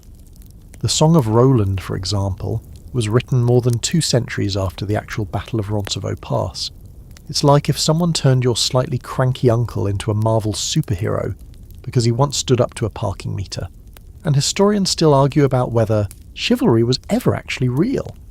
Some see it as a sincere effort to elevate violent men into moral agents. Others think it was just propaganda, a way to make nobility look classy while they kept stomping on the poor. The truth, as usual, is somewhere in between. Some knights did strive to live by the code, others just wore the title and used it as a license to plunder with flair. But here's the thing. Even though knighthood was born as a temporary military fix, somewhere between a mercenary and a bodyguard, it stuck. Hard. It became the social ideal for centuries. Kings started knightly orders, like the Order of the Garter in England or the Teutonic Knights in Germany. These weren't just about combat. They were status clubs, blending religion, pageantry, and raw political power. Getting knighted became a symbol of honour, not just a qualification for stabbing. And while the battlefield changed, hello, longbows, pikes, and gunpowder, the image of the knight refused to die. Even as heavy cavalry started losing its edge in actual warfare, knights were still being created and celebrated. It didn't matter that their military role was shrinking. What mattered was the myth. Nobles weren't giving up the title just because it was outdated. Are you kidding? Being a knight came with prestige, land, and the right to wear ridiculous feathers on your helmet without anyone laughing. Imagine you're a 15th century squire polishing your master's armour, dreaming of the day you'll be dubbed a knight. You've read the Arthurian romances, you know the rules of chivalry, and you honestly believe that a noble heart and a well-placed sword strike can change the world. Meanwhile, your master is across the hall yelling at a peasant for not paying rent on time, and trying to marry off his daughter for a better dowry. The gap between ideal and reality is wide enough to ride a warhorse through. Still, the dream persisted. Knighthood bled into national identity. Even today, people get knighted in modern countries, minus the jousting, unfortunately. Sir Paul McCartney isn't riding into battle, but he's carrying the same honorary tradition that started as a military quick fix. Heck, even modern video games, movies, and fantasy novels are still obsessed with knights, clanking around in armour, rescuing maidens, battling dragons, and making monologues about justice. The image of the knight has outlived its purpose by centuries, and here's the ultimate irony. The original knights, the real ones, would barely recognise the version of themselves that lives in our stories. They weren't gallant warriors quoting poetry by moonlight. They were brutal, flawed, power-hungry opportunists who happened to look cool on horseback. But the myth we built around them, that stuck. Because we love symbols, we love ideals, and nothing sells the Middle Ages quite like a shiny suit of armour and a man pledging loyalty to a crown, a cause, or a particularly attractive duchess. Knighthood was never meant to become a cultural archetype. It was a band-aid slapped on a bleeding society. But like so many other medieval stopgaps, it grew legs, picked up a sword, and charged its way into eternity. The year is 1486, and you're standing in the village square trying to figure out why your neighbour Agnes is being dragged away in chains. She's always been a bit odd, talks to cats, grows weird herbs, and once predicted the weather too accurately, but you've known her your whole life. Now she's being accused of consorting with demons. The priest is citing a passage from a newly popular book, and the crowd is nodding along, even though half of them owe her money. What you're witnessing isn't just a public humiliation, it's part of a larger trend that was supposed to be short-lived, a moral clean-up effort gone off the rails. Welcome to the strange, smouldering phenomenon of witch hunts, a medieval panic that was never supposed to last but somehow stuck around for hundreds of years, and still hasn't completely left us. At first, belief in witchcraft during the Middle Ages wasn't even all that organised. The early church actually downplayed fears about witches, calling them pagan nonsense. St. Augustine, for example, argued that believing in magical powers outside of God's influence was heretical. Basically, the official position was, witches aren't real, and worrying about them makes you a bad Christian. Which is kind of a progressive stance, all things considered. But then the social mood shifted. By the late 14th century, Europe had seen the Black Death, endless wars, political instability, and more heresies than anyone could keep track of. People needed someone to blame. And slowly, an idea began to take root, that some people, usually women, always outsiders, were making secret pacts with the devil, not just practicing weird folk traditions or healing with herbs, but literally flying to nighttime meetings, kissing demons, and poisoning wells. This wasn't about isolated incidents anymore. It was becoming a full-blown conspiracy theory. Enter the Malleus Maleficarum, or the Hammer of Witches, published in 1487 by Heinrich Kramer, a Dominican inquisitor who may or may not have been rejected by every respectable academic circle in Europe. The book was supposed to be a guide for rooting out witches, a temporary tool to help inquisitors with investigations. But instead of offering reasoned guidance, it poured gasoline on an already growing fire. Quirky fact, the Malleus was rejected by the church when it was first published. The theology was shaky, the obsession with sexual deviance was intense, and its authorship was sketchy. But somehow it got reprinted, and reprinted, and reprinted again, until it became the go-to manual for hunting witches. The printing press had just come into play, and Kramer's paranoid fever dream went viral in the worst way. Scholars still debate why the witch craze really took off. Some argue it was economic, blame the poor when times are hard. Others say it was misogynistic backlash in a world where women were gaining a sliver of influence, especially as midwives and herbalists. Others see it as a power grab by church authorities or secular courts. It was probably all of these things, a stew of anxiety, patriarchy, ignorance and fear, simmering in the cauldron of late medieval Europe. And while the peak of the witch hunts comes later, in the 16th and 17th centuries, the groundwork was laid in the Middle Ages. The belief that witchcraft was not only real but organised, a network of evil secretly eroding Christian society, took hold and never really let go. What began as a fringe fear metastasized into national policy. Whole villages were torn apart by accusations.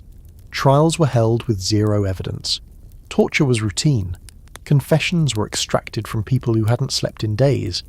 It became a system, a machine that couldn't stop itself. Imagine being a woman living alone in a small town.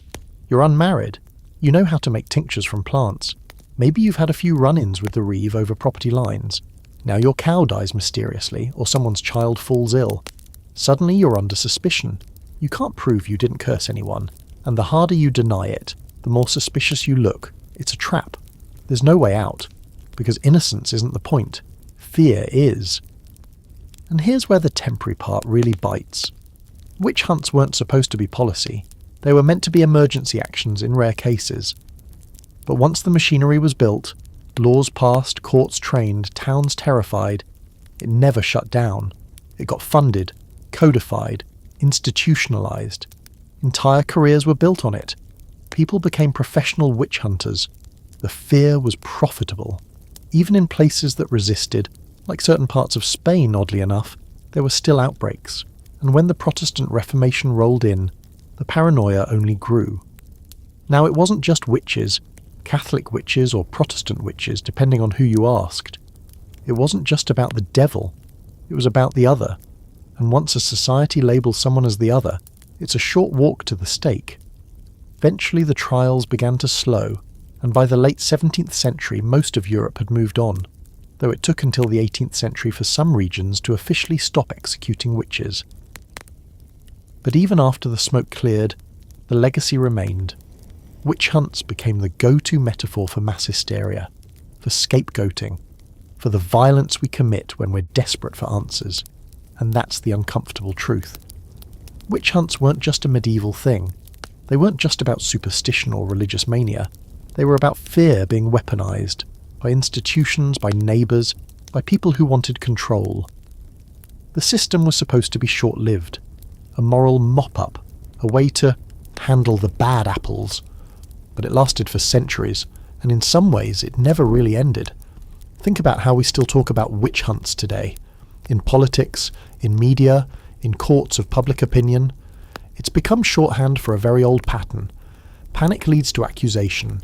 Accusation leads to punishment, and punishment never actually fixes the problem. It just feeds the fear. So next time you hear someone casually drop the phrase, remember where it came from. Not a spooky bedtime story, but a moment in history when temporary fear turned into permanent terror, and neighbours stopped asking questions and started lighting torches. You're squinting at a battlefield, the dust thick in the air, your helmet sliding slightly sideways because it was made for your older brother, and you can barely tell who's who. The banners are flapping, but everyone's wearing the same muddy armour, and it's chaos.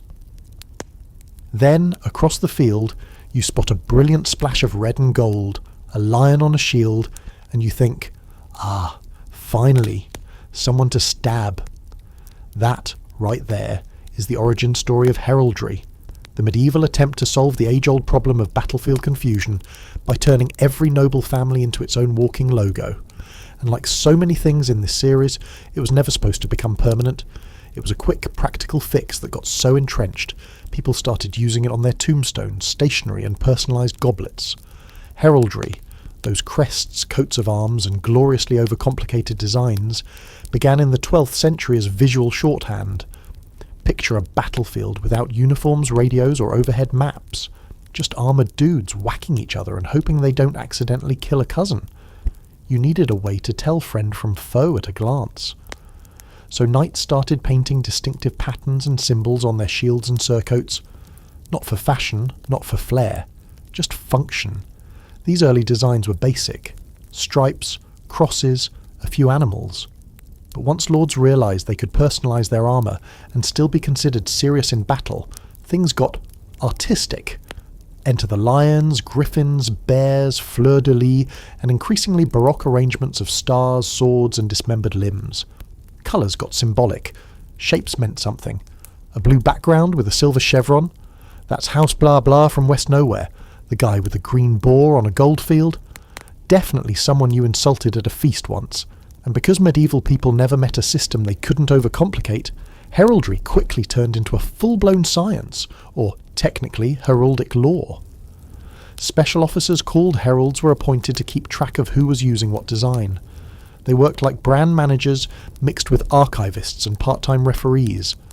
Heralds attended tournaments and battles, made lists and ensured no two knights rocked the same eagle-dragon combo without permission. Think of them as the medieval version of copyright enforcement, only with more feathers and fewer cease and desist letters. Quirky fact, heraldry even had its own weird vocabulary. You couldn't just say red background with a lion, you had to say gules, a lion rampantor, black was sable, white was argent, gold was or, and the positioning of each creature had a name: rampant, passant, couchant, regardant, each one describing whether the animal was standing, lying down, looking backwards, or doing its taxes. The whole thing reads like someone had a stroke while trying to describe a zoo through a stained glass window. What started as a battlefield necessity eventually migrated into the rest of medieval life. Knights used their heraldry on seals, banners, clothing, and even dinnerware. Castles were carved with coats of arms. Churches displayed family crests in stained glass. Tombstones bore the family symbols, so even in death, you could be identified by your colour scheme. And don't get started on tournaments. What was once practice for battle became the Super Bowl of heraldic display. Knights wore full coats emblazoned with their arms, their squires carried flags, and their horses wore matching outfits like it was medieval fashion week. Now, here's where it really gets sticky. Heraldry became hereditary. Your coat of arms was passed down like a title or estate. Over time, entire families, then lineages, then dynasties, were defined by these designs. They became legal identifiers, proof of legitimacy and noble birth. If someone forged your arms or claimed a design too close to yours, it was grounds for a lawsuit or a duel, sometimes both, and scholars still argue about how much heraldry actually influenced class structure. Some say it was a way to maintain noble exclusivity, visual proof that you belonged to the ruling club.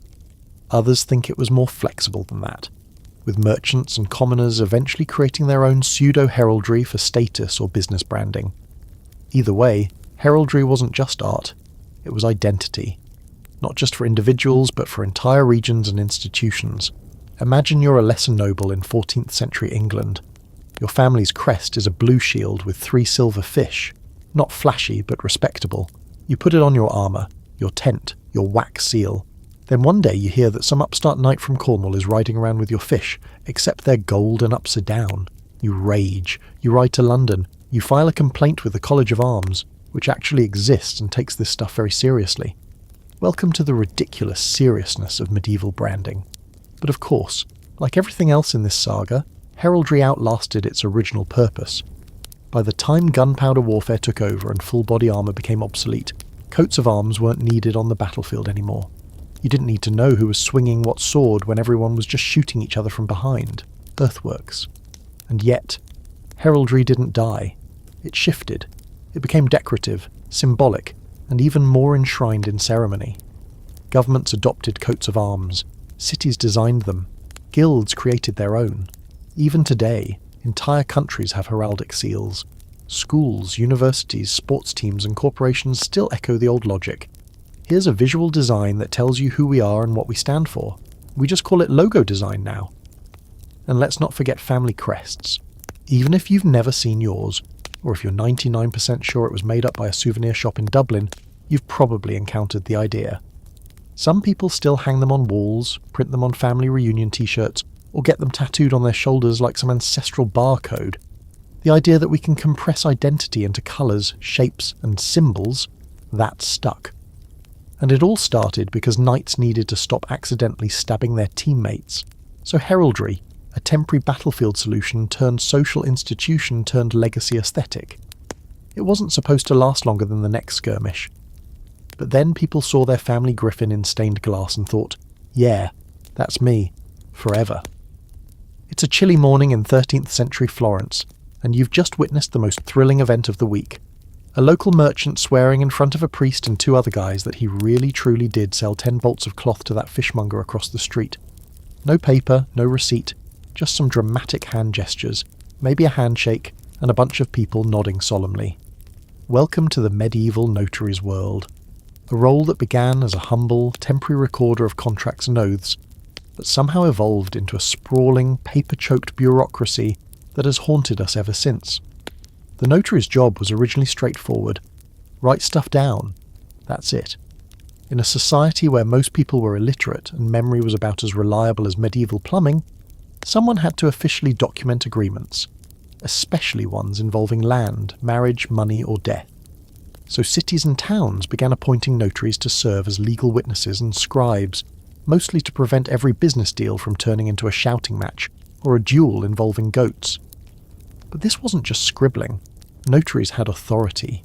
Their documents carried legal weight. Once a notary signed and sealed a deed, it was as close to law as you were going to get without dragging the Pope into it. And because medieval people were obsessed with ritual and record-keeping, notaries started showing up everywhere, at weddings, at funerals, in courtrooms, even at random livestock transactions.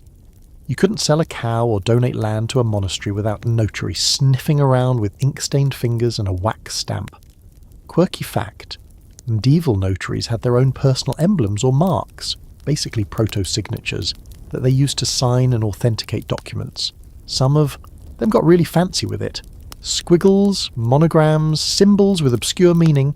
It was half signature, half branding. In a way, they were the first bureaucrats with a logo, and this role wasn't just limited to dusty monks or city officials.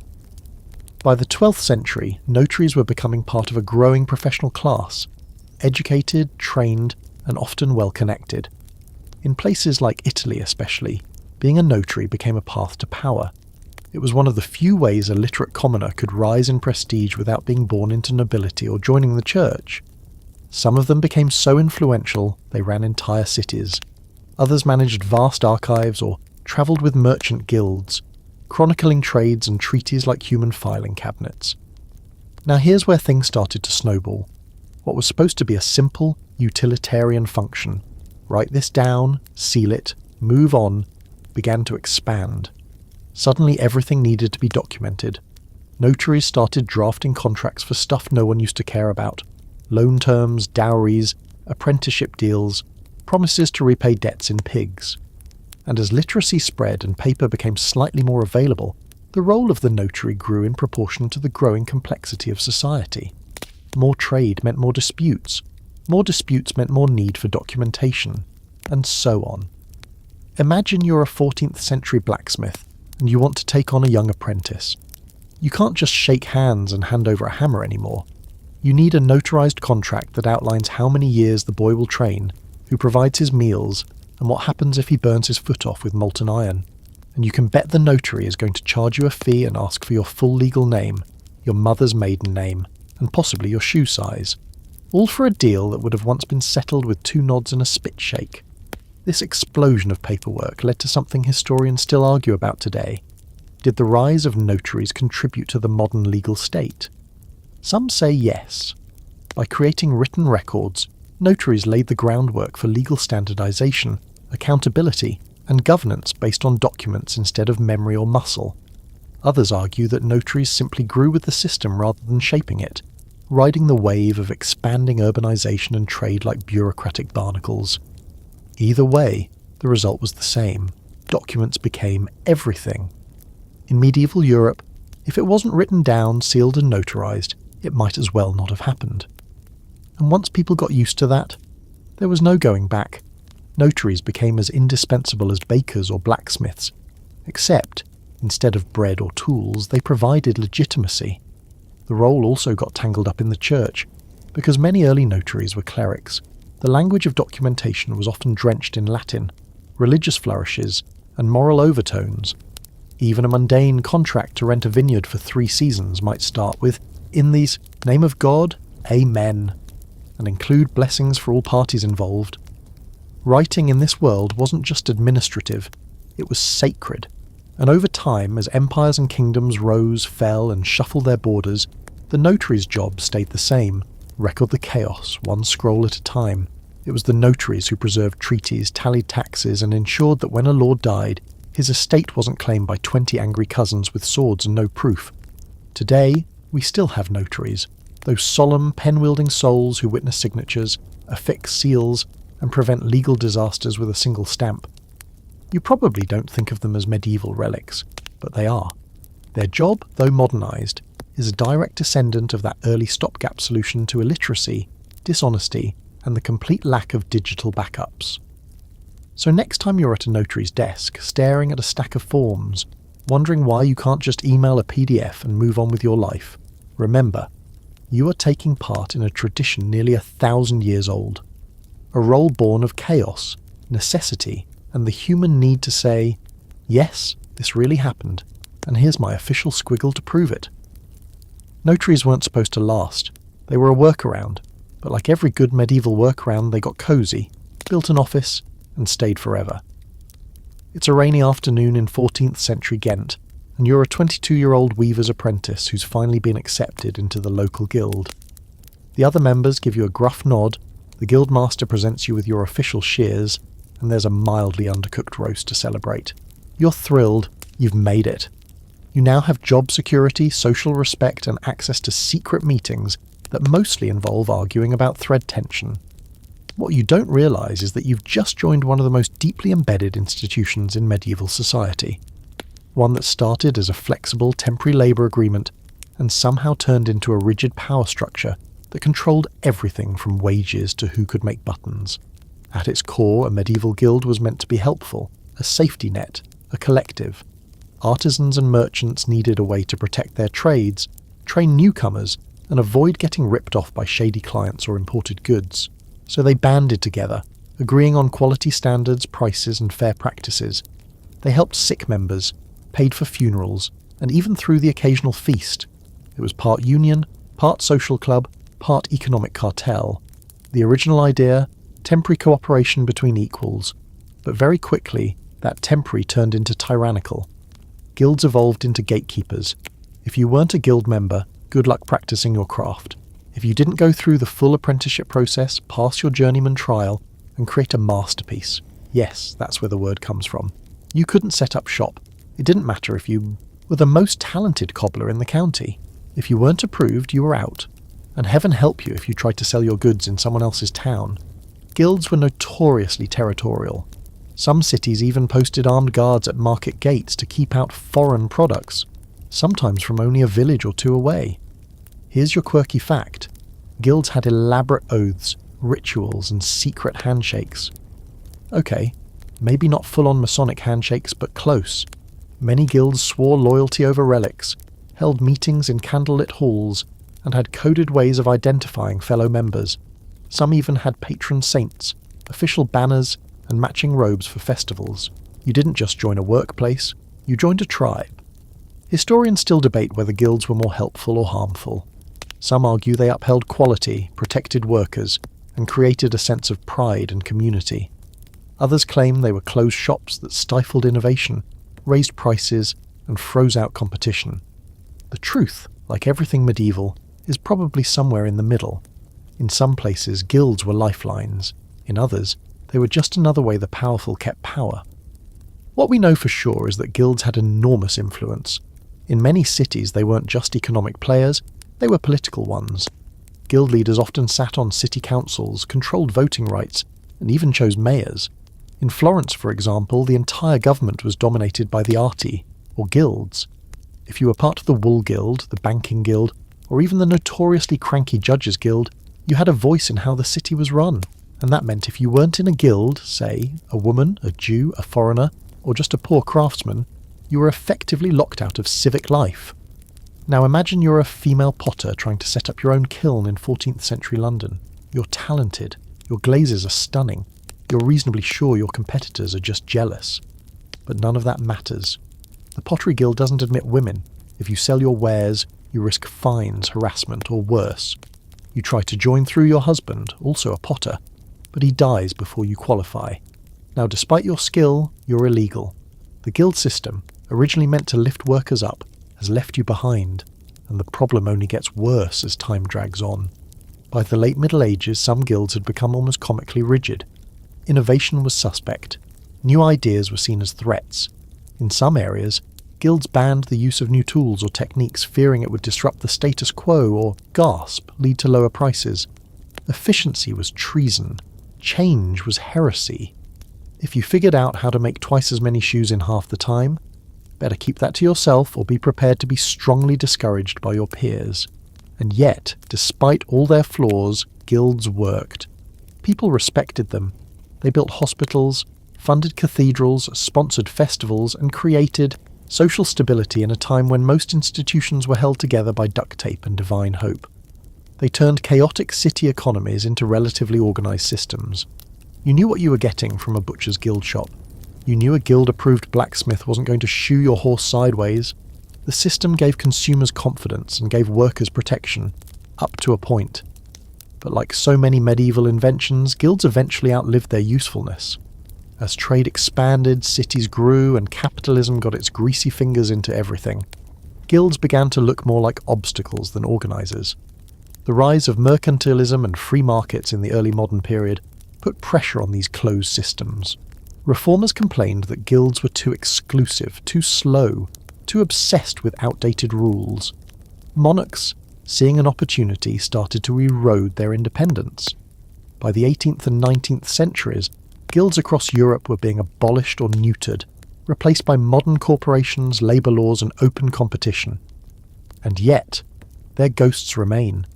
Think of professional associations today. Lawyers, doctors, electricians, architects, they all have licensing boards, codes of ethics, and credentialing systems. If you've ever been told you need certification to do a job you're already good at, you've met the guild's great-great-grandchildren. Unions, also guild descendants, trade shows, guild fairs with better lighting. Your LinkedIn endorsements? A digital version of guild reputation. We're still playing the same game, just with fewer meat pies. So the next time someone complains about bureaucracy, exclusivity, or paying dues just to hang a sign over your shop, remember, guilds started as temporary alliances of workers trying to survive in a brutal world. But they grew roots, built halls, wrote rules, and by the time anyone realised they weren't temporary anymore, they were too big to tear down. A labour fix became a social machine, and it ran for centuries on nothing but pride, paranoia, and paperwork. Picture this. You're a 13th century merchant from York, and you've just arrived in Venice after surviving a 3-month journey involving 4 bribes, 2 bandit attacks, and a suspicious chicken stew you now deeply regret. You're here on business, trading wool for spices, but there's a problem. You don't want to carry actual gold or silver back through the Alps because, well, you enjoy being alive, and besides, coins are heavy. So you walk into the local office of a money changer, hand over your cash, and in return you get a piece of paper, signed, sealed, and completely useless, unless someone else agrees to honour it. Congratulations. You've just used the medieval version of an ATM, and unknowingly you've become part of a temporary travel solution that would eventually evolve into the modern banking system. Originally, the church wasn't thrilled about any of this. In fact, lending money with interest, usury, was considered a sin.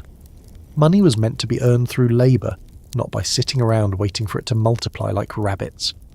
But as trade networks grew and long-distance business became more common, people needed a way to move funds without strapping a chest of coins to the back of a mule. Enter the money changers, the financiers, and eventually the merchant bankers. Their job? Make your money travel safely.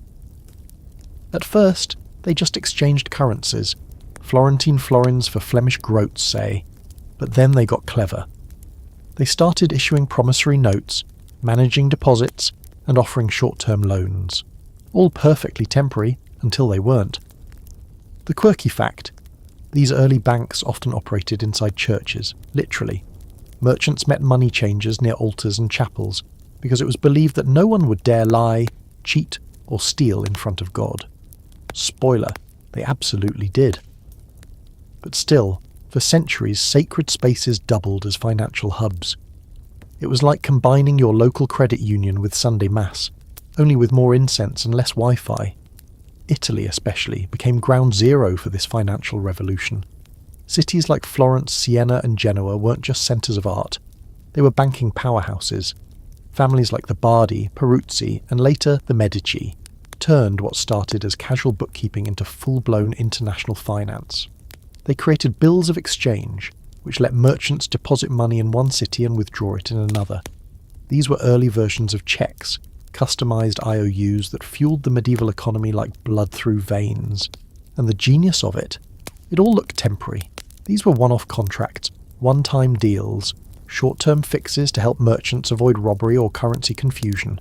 But these fixes required trust, then structure, then rules, then inevitably institutions.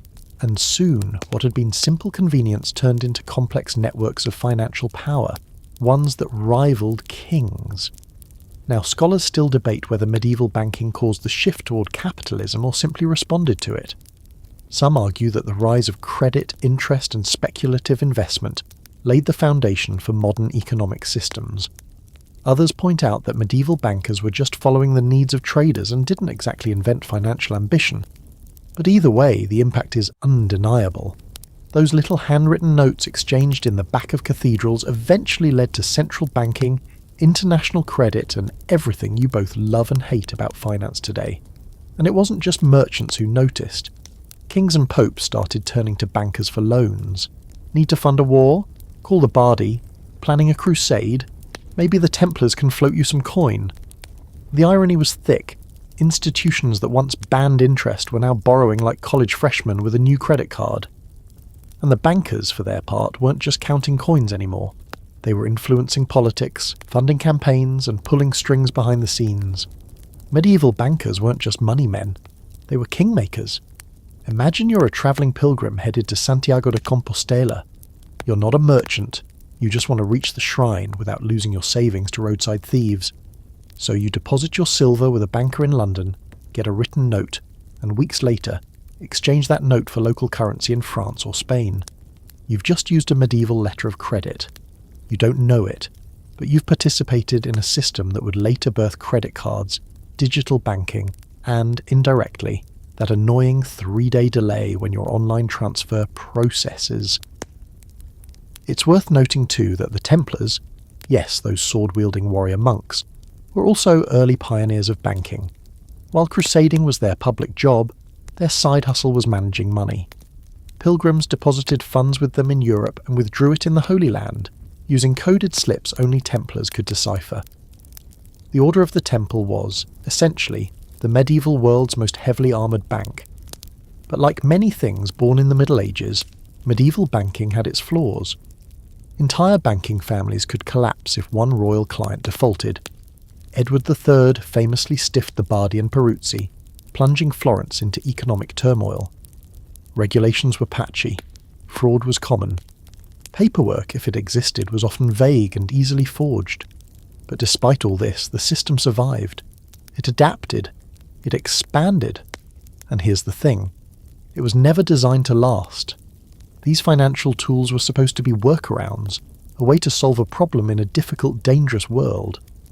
No one in the 1200s sat down and said, let's create a global economy based on credit and interest-bearing capital. But that's exactly what happened, and now, 8 centuries later, we're still living in that world. Today's financial institutions, with their skyscrapers and stock tickers, are built on medieval scaffolding. Your ability to swipe a card, send a wire transfer, or invest in crypto with your phone. It all traces back to the moment when a nervous merchant handed over his coins and took a leap of faith in a promise written on parchment. So the next time you tap your card and see processing, think of that guy in 13th century Florence, holding a wax-sealed note, praying that the banker on the other end is still in business, and still honest. Temporary systems, it turns out, make great foundations, especially when nobody ever calls them temporary again. The sun's barely up over the rooftops of medieval Paris, and already the air smells like soot, baking bread, and the faint tang of something definitely dead in the Seine. You're making your way through the narrow cobbled lanes past wooden houses that lean like they're whispering secrets to each other, when suddenly you hear it, the low rhythmic chant of prayers, echoing off stone. You follow the sound to a modest building tucked between a butcher and a bookseller. Inside, a group of ordinary citizens kneel in rows, dressed in rough wool and patched cloaks. No monks, no priests, just neighbours, praying together. You've stumbled into one of the lay confraternities, religious clubs for regular people. They were never meant to be permanent institutions, just small, local acts of devotion. But somehow these little groups of pious townsfolk ended up shaping cities, funding hospitals, influencing politics, and leaving behind a legacy that still lingers in everything from non-profit boards to parish bake sales. The word confraternity comes from Latin, confratres, meaning brothers together. It was originally just a label for informal gatherings of lay people who met for prayer, charity, or good old-fashioned guilt. Most of the time, they weren't trying to be world changers. They just wanted to pray with like-minded folks, honour a particular saint, or ensure someone would say a mass for them after they died. It was grassroots religion, simple, voluntary, and deeply local. And like a lot of medieval fixes, it started small and spiralled completely out of control. Here's the quirky bit. Many confraternities began with nothing more than a feast day, a miracle rumour, or a collective midlife crisis. A group of merchants might band together to venerate the Virgin Mary. A guild could adopt a patron saint and create a ritual calendar of processions and charitable acts. A widow might sponsor a chapel or soup kitchen and recruit others to join her cause. It wasn't centralised, it wasn't planned, it was medieval crowdsourcing for the soul. But quickly, these groups grew in power and organisation. They developed statutes and offices, collected dues, built headquarters, and enforced codes of conduct. In some cities, being part of a confraternity wasn't just a spiritual choice, it was expected. If you were anyone, you belonged to one, sometimes two, maybe three, if you were really into candles and confession. And they didn't just pray, they did stuff. They ran hospitals, gave alms, buried the dead, educated poor children, and in some cases basically operated as parallel governments. Imagine you're a shoemaker in 15th century Milan. You work hard, scrape by, and join the local confraternity of St. Crispin, patron of cobblers. Every Thursday you attend their prayer meetings. Every winter you help distribute shoes to the poor. When someone dies, you all attend the funeral, walking in procession with candles and singing dirges that you only half remember the Latin to. It's exhausting, but it means that when you die, you'll have someone to bury you properly and pray for your soul. That's not nothing in a world where being forgotten is worse than death. What began as a temporary patch, a way to offer spiritual and social support outside the rigid structures of church and state, became an entire subculture. Confraternities built their own chapels, hired their own priests, and sometimes even commissioned art and architecture. If you've ever seen a Renaissance-era church with oddly specific stained glass of, say, 5 guys handing out bread while kneeling before an obscure saint that was probably paid for by a confraternity with a decent savings account. But like most medieval institutions, these pious clubs had a dark side. Some became exclusive, cliquish, or downright elitist. Others turned into political tools, especially in cities like Florence or Venice, where religious devotion and civic power liked to dance a complicated tango. If you were in the wrong confraternity, you might be excluded from trade deals, government jobs, or social events. And while many confraternities preached charity, some were deeply involved in public penance rituals that bordered on the performatively gruesome. Flagellation processions, hair shirts, fasting marathons. A few even got tangled in inquisitorial business, reporting on members who seemed a little too heretical, or not quite holy enough. There's still debate among scholars about just how grassroots these organisations really were. Some argue that they were genuine bottom-up expressions of lay spirituality, proof that regular people had agency in shaping religious life. Others say they were tools of control, subtly reinforcing church doctrine and civic order while offering the illusion of freedom. Both sides have a point. Confraternities empowered ordinary people and kept them in line. That's medieval efficiency for you. But what made them truly enduring was their adaptability. When plagues swept through Europe, confraternities took charge of caring for the sick and burying the dead. When political instability rocked cities, confraternities offered consistency and community. When people couldn't afford private masses or donations to monasteries, confraternities pooled resources so everyone could get a slice of salvation. They filled in the gaps that neither the church nor the state could consistently manage. And here's the kicker, they're still around. Modern mutual aid societies, religious orders, social clubs, and charitable foundations. All of them owe something to the medieval confraternity model. Ever been to a pancake breakfast at a church? That's a confraternity with better branding. Food pantry volunteers, confraternity energy, that committee at your parish that organises everything from weddings to fixing the boiler, total confraternity vibes. These organisations were supposed to be supplements, not institutions. But they became the lifeblood of medieval urban life. They created networks of support, identity and belonging that went beyond class or occupation. And in doing so, they showed that even in an era dominated by monarchs and popes, Real power sometimes came from a bunch of regular people with candles, schedules, and a deep fear of being forgotten. So, next time you see a fundraising car wash with matching t-shirts and slightly chaotic energy, just smile.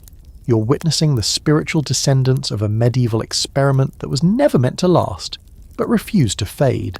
You're in 12th century Avignon, and the streets are humming with something new. A language that isn't Latin. It's not exactly French either. It's richer, more musical, full of odd vowels and flourishes. You follow the sound into a courtyard where a young man in an absurdly tight tunic strums a lute and recites poetry to an audience of sighing nobles. He's not a priest, or a scholar, or a knight. He's something else entirely, a troubadour. And even though everyone assumes his songs are just a passing craze, romantic fluff for bored aristocrats, he's part of a movement that will echo through centuries of literature, music, and even modern celebrity culture. What began as courtly entertainment ends up changing the way we think about love, fame, and feelings. And yes, even your favourite playlist owes something to this guy in tights. Troubadours, those wandering poet-musicians of medieval southern France, didn't invent music or poetry, but they did invent a particular brand of it that was unlike anything Europe had seen before. Their songs weren't about saints or kings or epic battles. They were about desire, yearning, longing, the pain of unrequited love, often for someone entirely off limits, like a noblewoman married to a powerful lord. The kind of love you weren't supposed to have, but couldn't help feeling. The kind of love that was elevated to a virtue simply because it was impossible. This became known as courtly love, a concept so powerful and emotionally messy that we're still wrestling with it 800 years later. It was romantic, yes, but also coded, ritualized, and often hopeless. In the typical song, the lady is distant, aloof, morally superior. The troubadour is tortured, humble, willing to suffer endlessly for just a glance. It's basically every emo lyric written between 1995 and 2007, just with more falconry metaphors. And here's the quirky fact. A lot of this poetry was written not by dusty old men, but by young, ambitious social climbers. Troubadours often came from the lower nobility or merchant class. Some were even women, the Troubadours, who flipped the script and sang about men with equal parts sass and sorrow. It wasn't about who you were, it was about whether you could perform. A well-crafted verse could open doors at court, earn you a patron, or get you invited to the castle's next poetry slam. It was like a medieval open mic night with better costumes and slightly higher stakes. At first, the whole thing looked temporary, a fad, a distraction for nobles with too much time and too few wars, but it spread like wildfire. From Occitania to northern France, from Italy to Spain, the model of the lovesick lyricist caught on. By the time it hit the courts of Eleanor of Aquitaine and her famously literary entourage, troubadour culture was no longer fringe. It was fashion. Knights were composing poems between battles. Queens were commissioning verse about their pet swans. Poetry had become a social currency, and the influence didn't stop there. These songs began to reshape literature itself. The medieval epic was slowly edged out by the romantic narrative. The ideal hero was no longer the brutish warrior, but the sensitive lover. Lancelot, Tristan, Romeo, eventually. Love stories got darker, more tragic, more psychological. All because some guy with a lute wouldn't stop whining about how pretty Lady Beatrice looked during Vespers. Now, scholars still argue about just how real all this was. Did troubadours actually feel this anguish? Or were they just milking the poetic formula? Was courtly love a reflection of genuine cultural change, or just elaborate literary cosplay? Either way, it worked. It gave people, especially women, a new kind of visibility in literature. Ladies were no longer just prizes to be won. They had moral authority. They were muses, judges, occasionally even poets themselves. And the legacy? Still here. Every time you listen to a breakup song, watch a romantic comedy, or read a novel about star-crossed lovers who tragically just miss each other at the airport, you're swimming in the wake of troubadour culture. The idea that love should be hard, that longing is noble, that suffering somehow purifies emotion, that all came from here. It's beautiful. It's exhausting. It's very medieval. Imagine being a 13th century noblewoman listening to a troubadour's new song. Maybe your marriage was arranged. Maybe your life is full of duty and protocol, but here comes this scruffy poet, singing about your beauty like it's the sun breaking through the clouds. He can't love you, not openly, but that's what makes it so thrilling. You smile, say nothing, and when he leaves you commission a song in response, quietly, anonymously, because you know how the game is played. What began as flirtation evolved into cultural identity. Troubadours weren't just entertainers, they were artists, influencers, manipulators of feeling, and their songs survived. Written down, memorised, performed again and again. Some even got copied across languages. By the time Dante and Petrarch picked up their pens, the path had been paved. Love, as an idea, had been made literary. And yes, troubadour poetry was often absurd, overwrought, filled with metaphors about falcons and chained hearts and blossoms trembling in the moonlight. But it gave people language for things they hadn't known how to express. And once people could express it, they didn't want to stop. The era of love as public performance, of feelings as social capital had begun. It was supposed to be an amusing footnote in the life of the court. Instead, it became the emotional template for the next 1,000 years. So the next time you hear a pop song that equates love with pain, longing with virtue, or that impossible crush with destiny, just picture a medieval courtyard, a sad boy with a lute, and a very patient woman pretending not to enjoy the attention. What was meant to be a cultural detour turned out to be the main road, and we've been writing love songs about it ever since. You're trudging through the countryside of 11th century England, soaked to the bone, and regretting every life choice that led you to this exact moment. You've just spent the last 2 days following a group of barefoot pilgrims toward the shrine of a long-dead saint you're not entirely sure you've even heard of. Your feet are blistered, your stomach is growling, and the guy next to you hasn't stopped loudly confessing his sins since sunrise. But you keep walking, because this pilgrimage, this spiritual road trip you thought would be a one-off, isn't just a moment of devotion. It's part of a booming trend that started small and ended up reshaping cities, economies, literature, and even real estate. Pilgrimage was never meant to be permanent, but the world just kept building around it. In the early days of Christianity, pilgrimage was a rare and intensely personal journey. A few devout believers would set out for Jerusalem or Rome, seeking forgiveness, healing, or some kind of divine sign. It was risky, expensive, and mostly left to saints and madmen.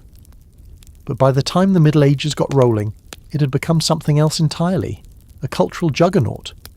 Everyone, from peasants to kings, was hitting the road in search of miracles, indulgences, or just a temporary escape from their everyday grind.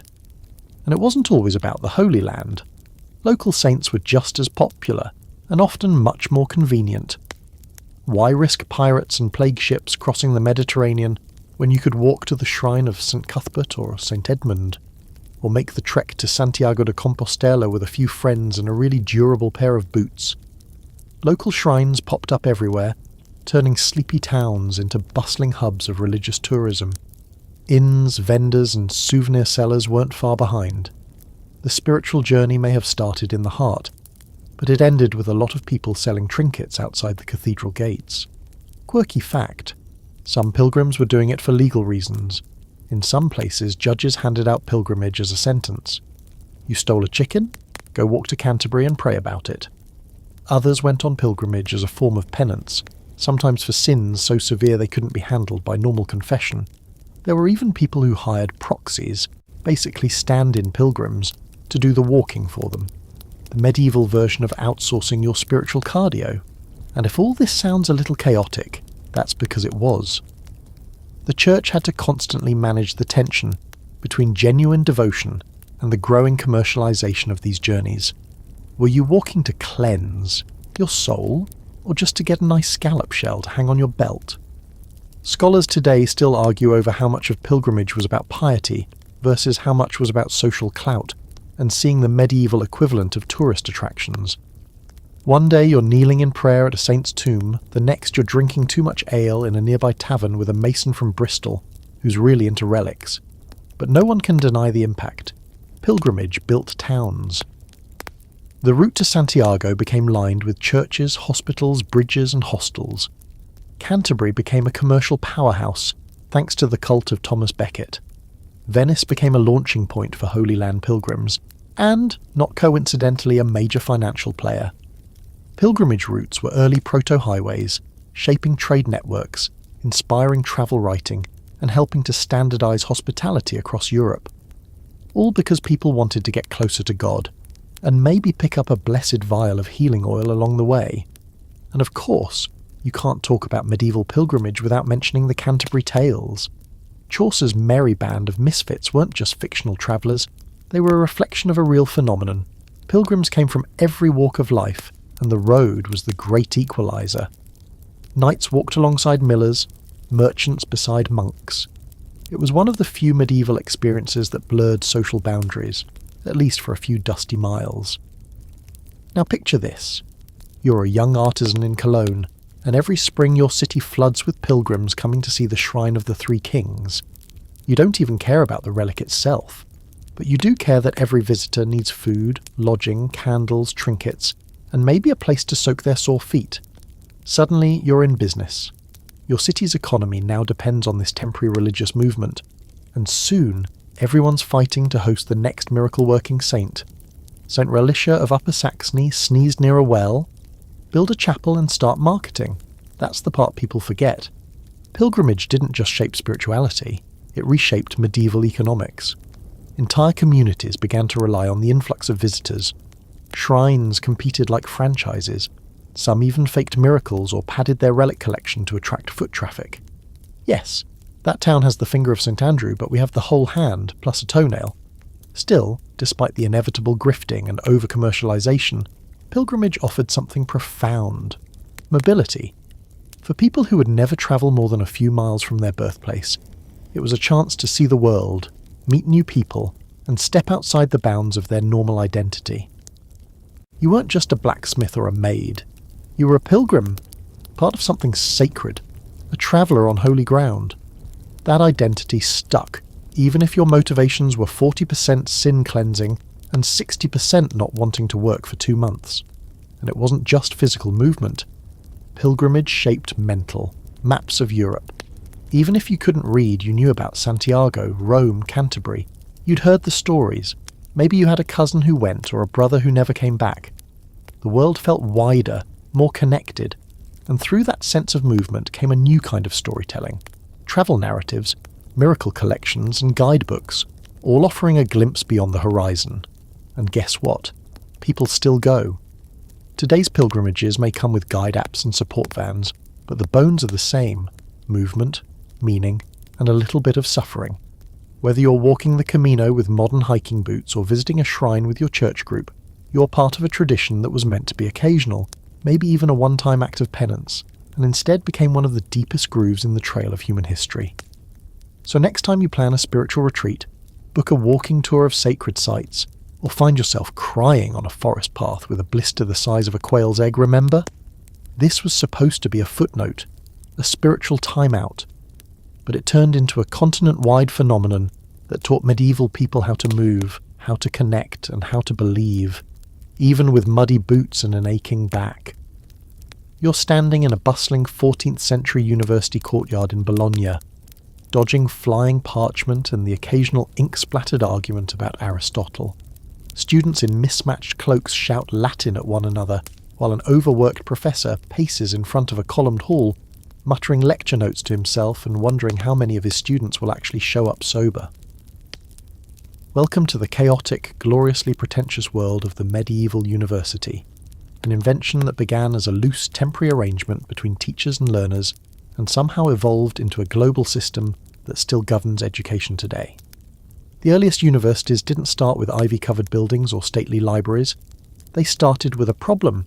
People wanted to learn, but they didn't want to get fleeced by travelling charlatans with fake degrees and suspect grammar.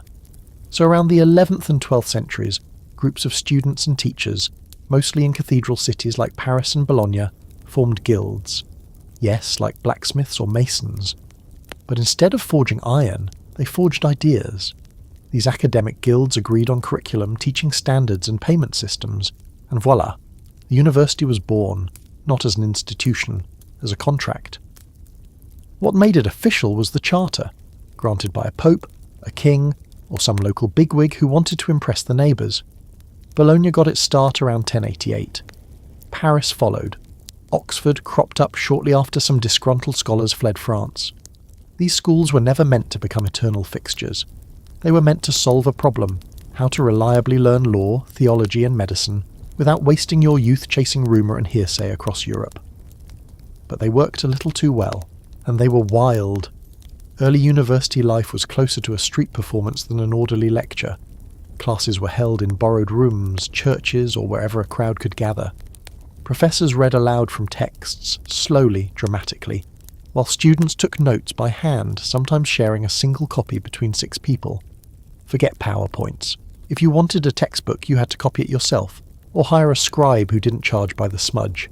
And then there were the arguments. Oh, the arguments. Here's your quirky fact. Student riots were a regular feature of medieval universities. These were not calm, gentle institutions. Students fought landlords over rent. They brawled with townspeople, threw furniture out windows, and occasionally barricaded themselves in halls over tuition fees.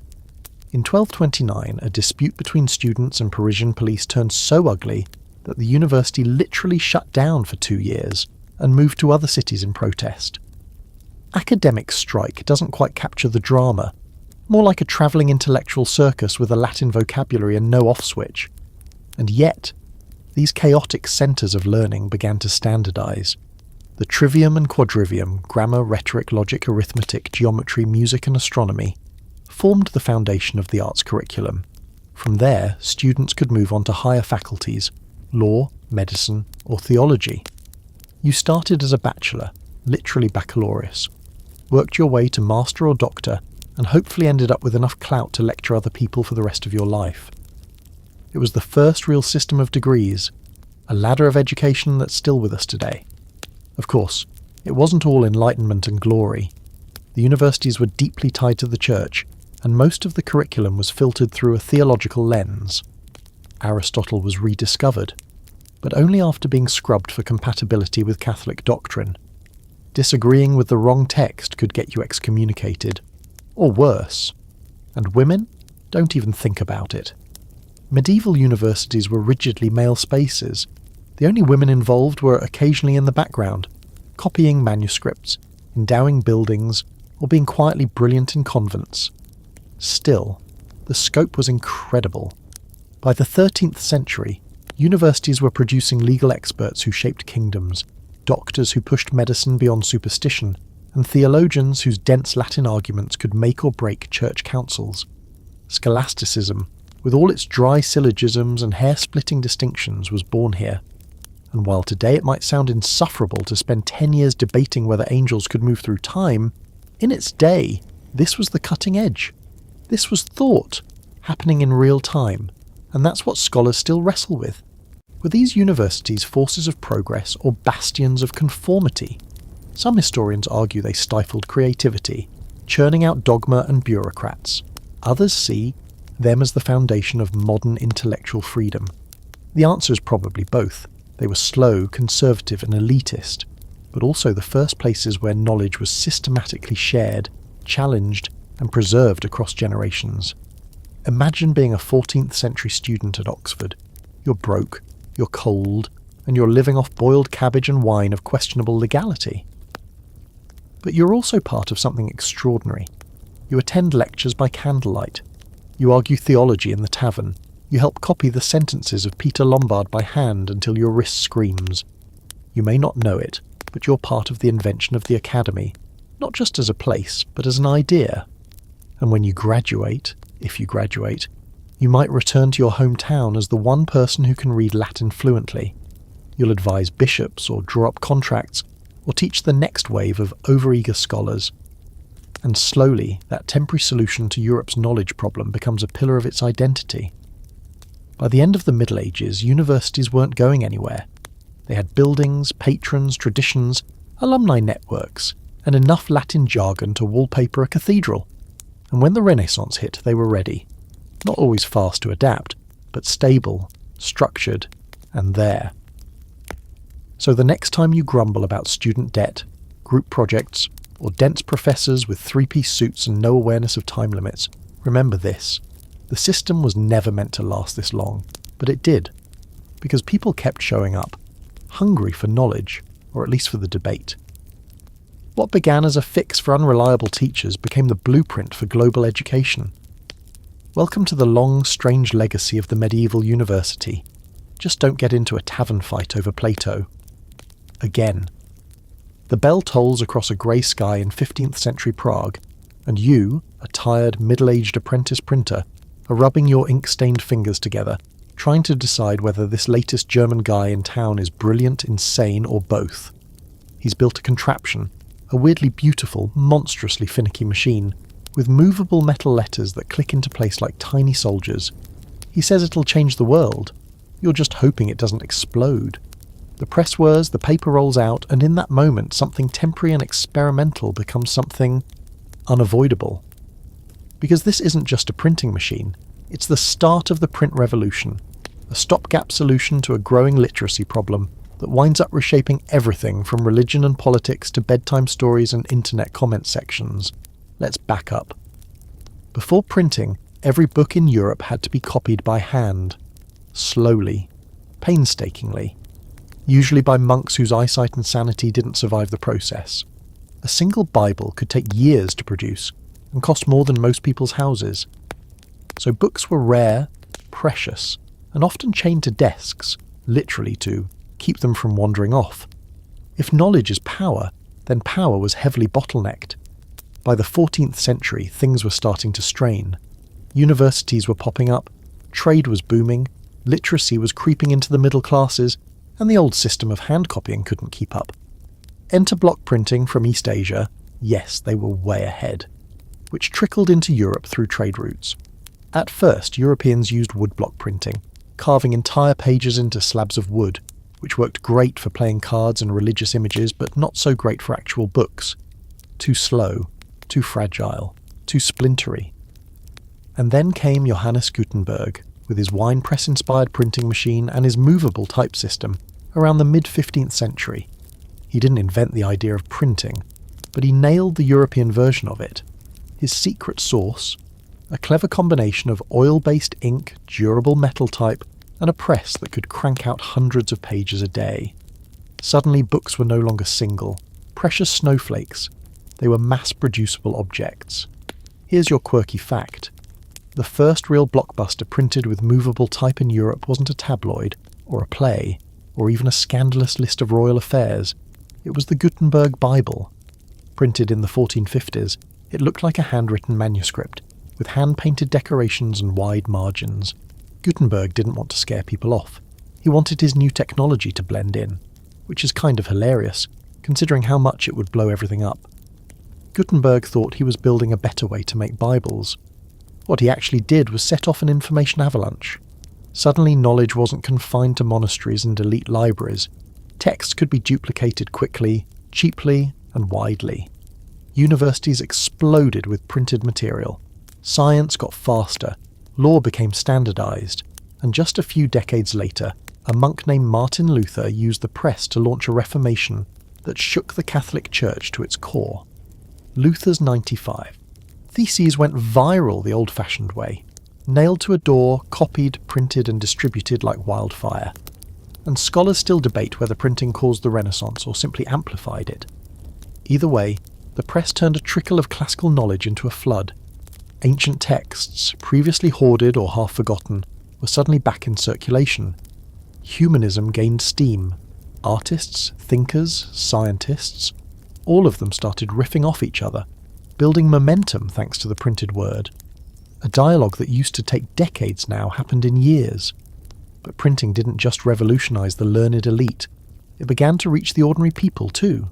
Pamphlets, almanacs, folk tales, sermons, calendars, printed indulgences, yes, the literal paperwork you bought to shave years off your time in purgatory, rolled off presses like lottery tickets. Literacy rates ticked up. Reading became personal, portable, and sometimes dangerous. Because once people could read things for themselves, religious texts, political arguments, new ideas, they didn't always agree with the official version, which leads to one of the great ironies of medieval printing. It was born in the late Middle Ages, but it helped end them.